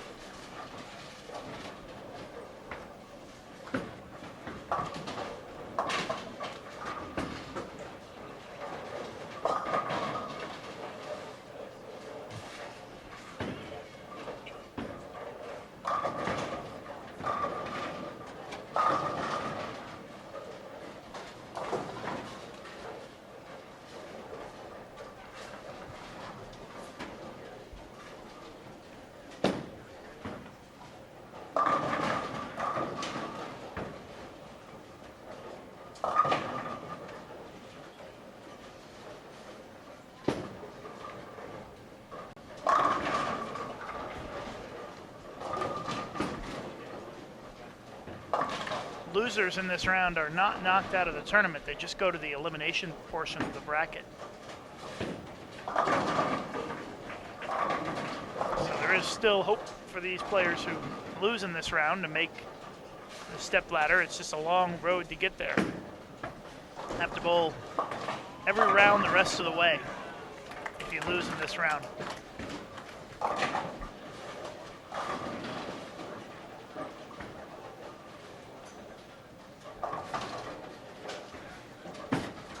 I spoke too soon. Walter Ray. He's kind of sneaky.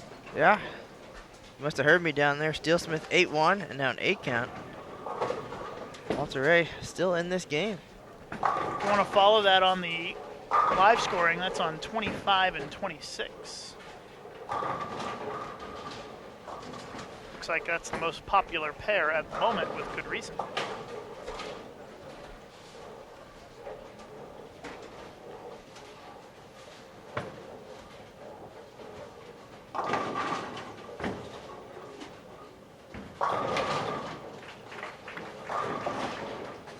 match can turn around very quickly.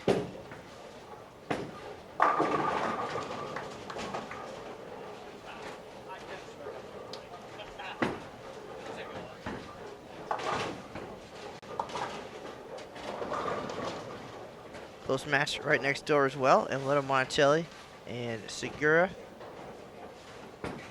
Emleto up 13 coming into the final game.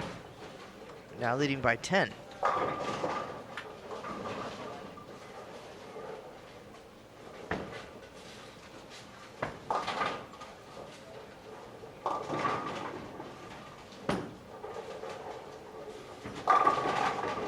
Pierce, all we have to do is say somebody's name now, and then we get a split.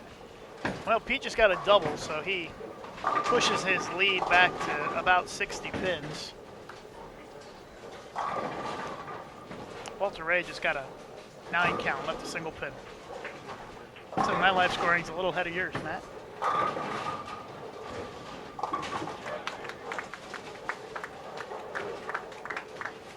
So Walter Ray down by 6. Well, a frame and a half to go against Steel Smith.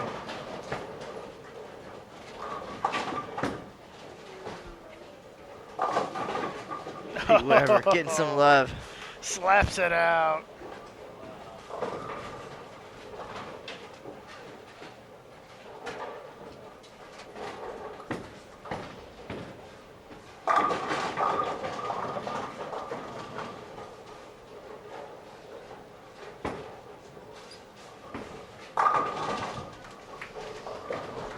PDW up by about 70.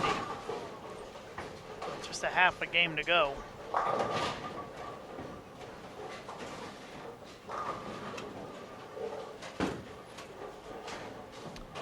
Looks like Steel Smith is going to finish that match against Walter Ray first, and he'll need a double in the 10th to shut him out. Just left a single pin.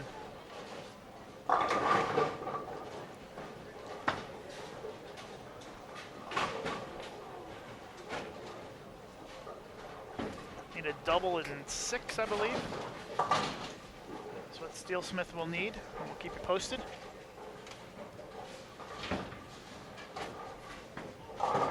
Teeters. Oh, a little high. Gets the 4 to go for the 3rd consecutive strike for him. Teeters up by 32 pins against Zika now.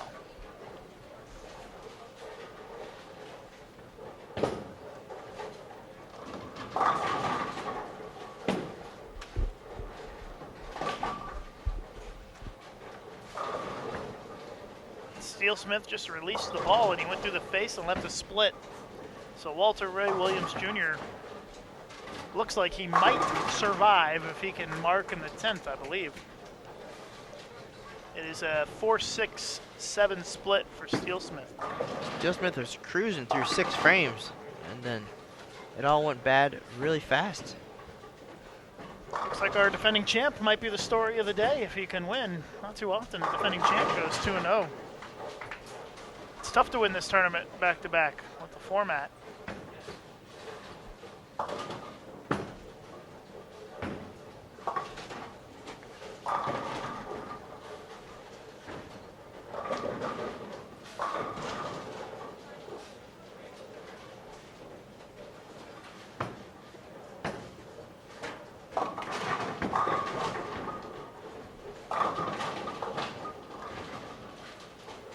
So Walter Ray Williams Jr. on 25 and 26. You can't see it here, but you can watch the live scoring. He needs a mark in the 10th to beat Rick Steel Smith, and we'll keep you posted as to whether our defending champion can stay alive in the winner's bracket.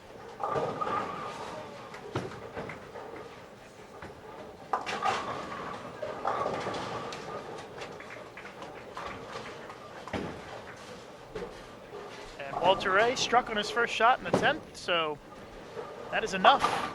He is going to survive and advance, taking advantage of the shaky finish by Steel Smith.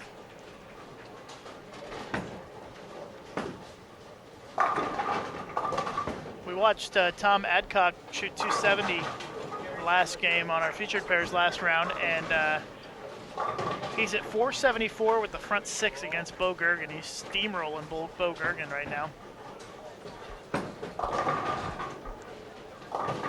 And Pete, for the second time today, leaves the 2-7-10.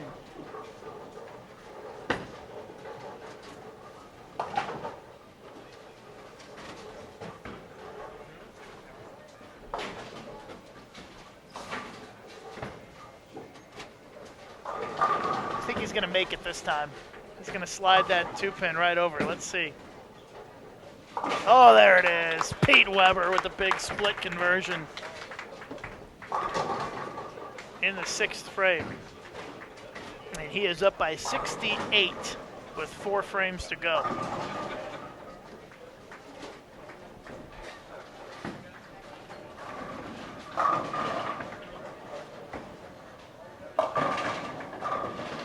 Next round is an elimination round, and it starts in about an hour and a half at 4 p.m. Central.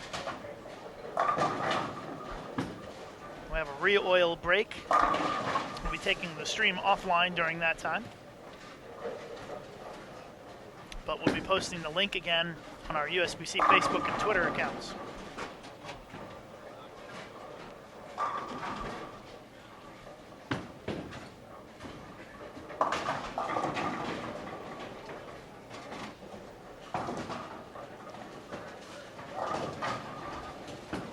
Hope Walter Ray doesn't go back and watch this live stream later. Calling him out halfway through the game. You did. You called him out and said he looked like he was on his way out the door. Instead, he's... Steele Smith was in prime position, working on a 4-bagger, and Yeah. let it slip away. Instead, Walter Ray's on his way to the golf course, the pool, whatever. You know, a nice, relaxing afternoon. Although knowing Walter Ray, he'll probably hang around here and watch bowling. So he's been hanging around. His daughter's here as well this week, and spending a lot of time in the bowling center with Parker Bone and his kids.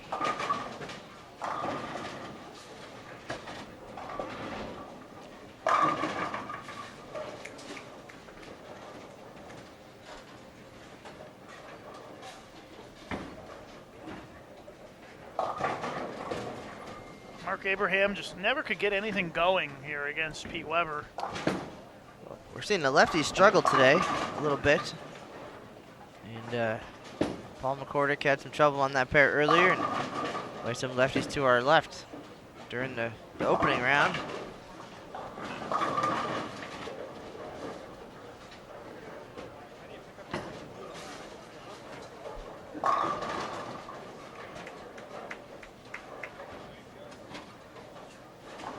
Closing stages of Game 3 in our 3-game total pinfall matches here on Bowl TV.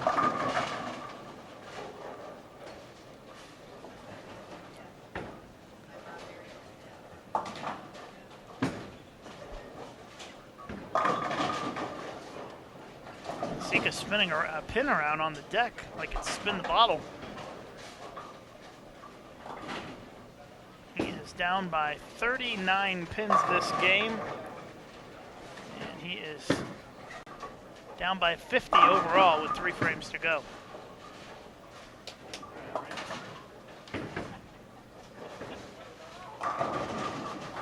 Abraham finally finds a double out there. It's been a while since he's doubled.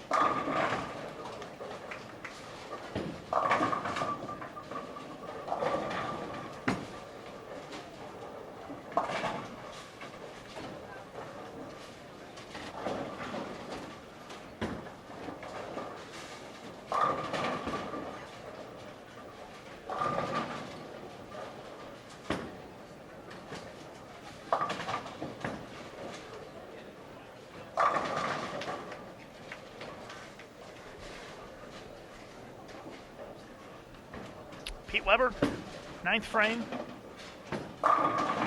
Rings of 10.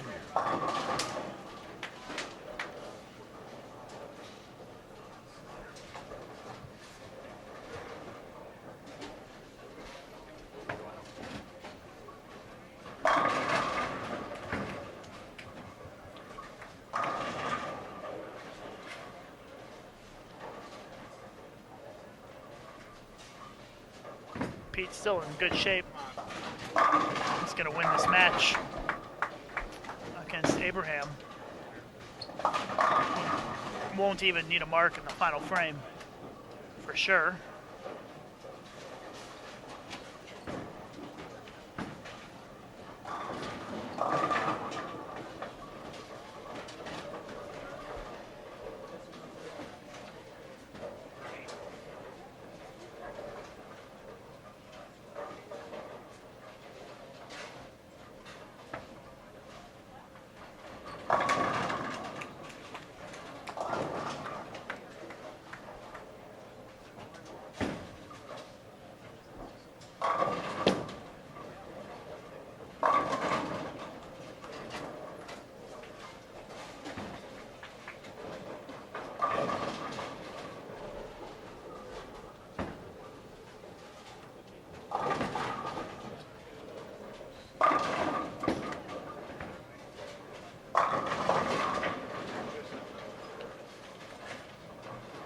And 22, Sam Lanto defeats Brunette 672 to 652.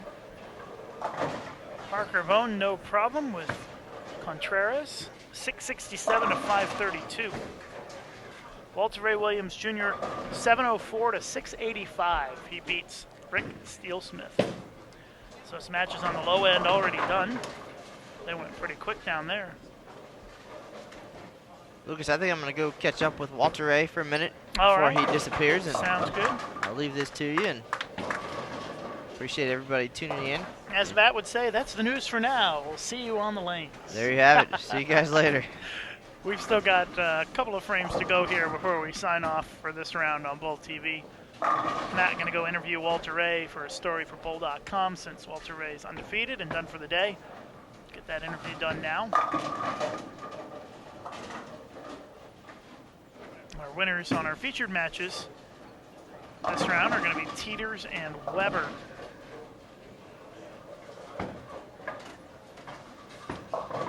And we'll run through the winners of the other matches before we sign off here. You can also look at them on the live scoring as the matches finish up.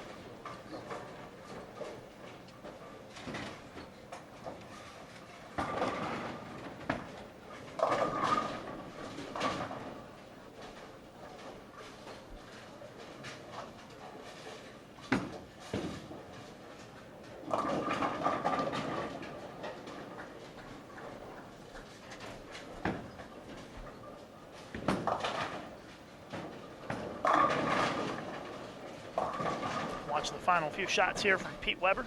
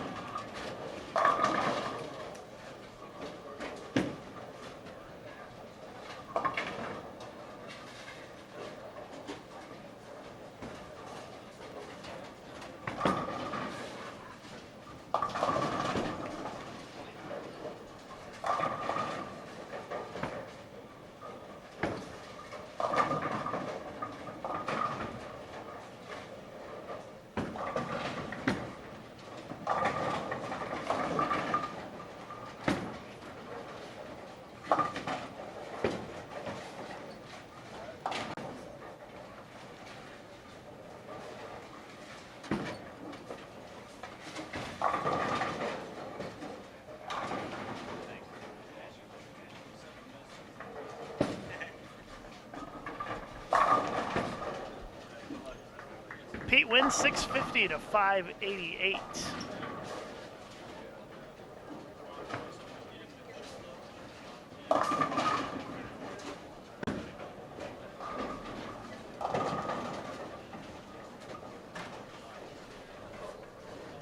So we are wrapping up here. Our final frame finishing up. close out our day here, or at least for the morning session.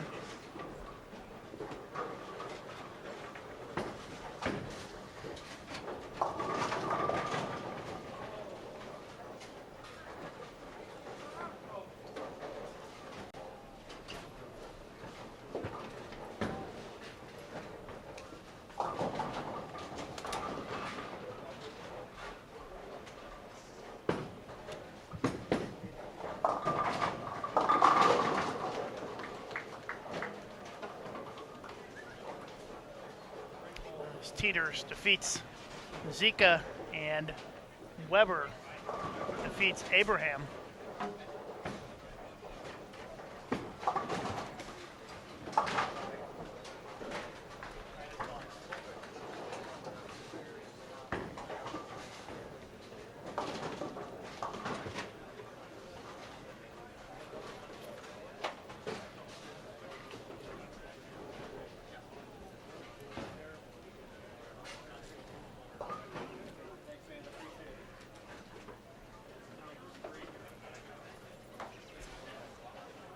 As our matches are wrapping up here across the house. I'm going to see if we can get Pete over here to talk for a minute. If I can get his attention, we'll get him over here.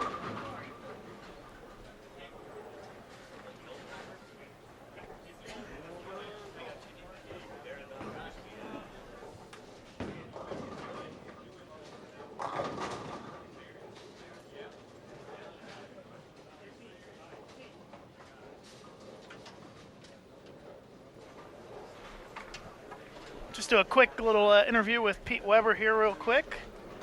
Mr. Weber, how are you, sir? Oh, I'm doing okay. Let's see if we can get you on the camera. There he is. Peace. Well, 2-0, and maybe you can hit the golf course now in a little bit. No, I think I'm just going to take it easy relax. for the rest of the day. Yeah, I played Thursday or Wednesday and Thursday, so I need a little break off the golf course.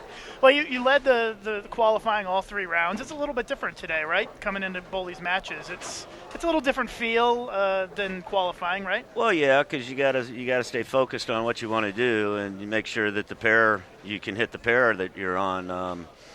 As you saw there, I had a little problems on that right lane getting that ball to hook on the back end. But I'm glad I'm over with that, and I get the fresh tomorrow, so that's what I'm looking forward to. Yeah, I was going to say, we noticed you kind of going through a couple of balls. Things didn't seem to work so good for a while there, and you probably got to feel pretty good now. You're done for the day, come back in tomorrow, bowl on the fresh, and it seems like you're pretty comfortable on the fresh, right? Oh, yeah, I bowled really good on the fresh. I have a great reaction on it, so, I'm really looking forward to coming in tomorrow and bowling, because this is another major tournament, and we know how I am in the majors. That's right. Yeah, you're hungry for another one, I'm yes, sure. Yes, I am, always. Right. Enjoy the rest of the day. All right. Almost a half a day off, Pete. Yeah. You're bowling today, and we'll see you tomorrow. All right. Thanks, Lucas. Pete Weber stopping by for just a minute, and we are going to finish things up here. We'll run through the scores for you.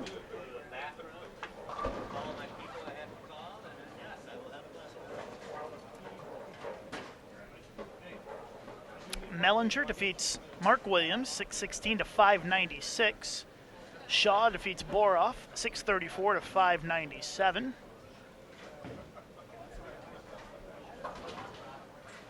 Monticelli defeats Segura 702 to 644.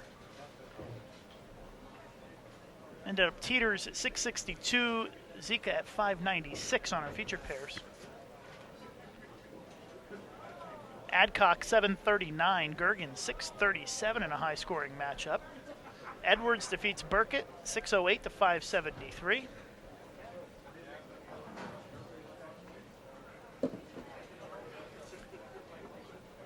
Brown defeats McCordick 673 to 666.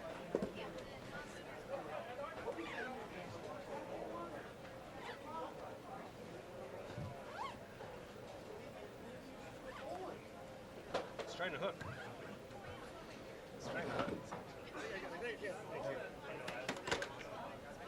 And you can find all of the rest of the scores on the bracket when it gets updated in just a few minutes here on bowl.com. We're going to sign off for now, but we'll be back in about an hour and 10 minutes with our next round of match play here on Bowl TV at the USBC Senior Masters.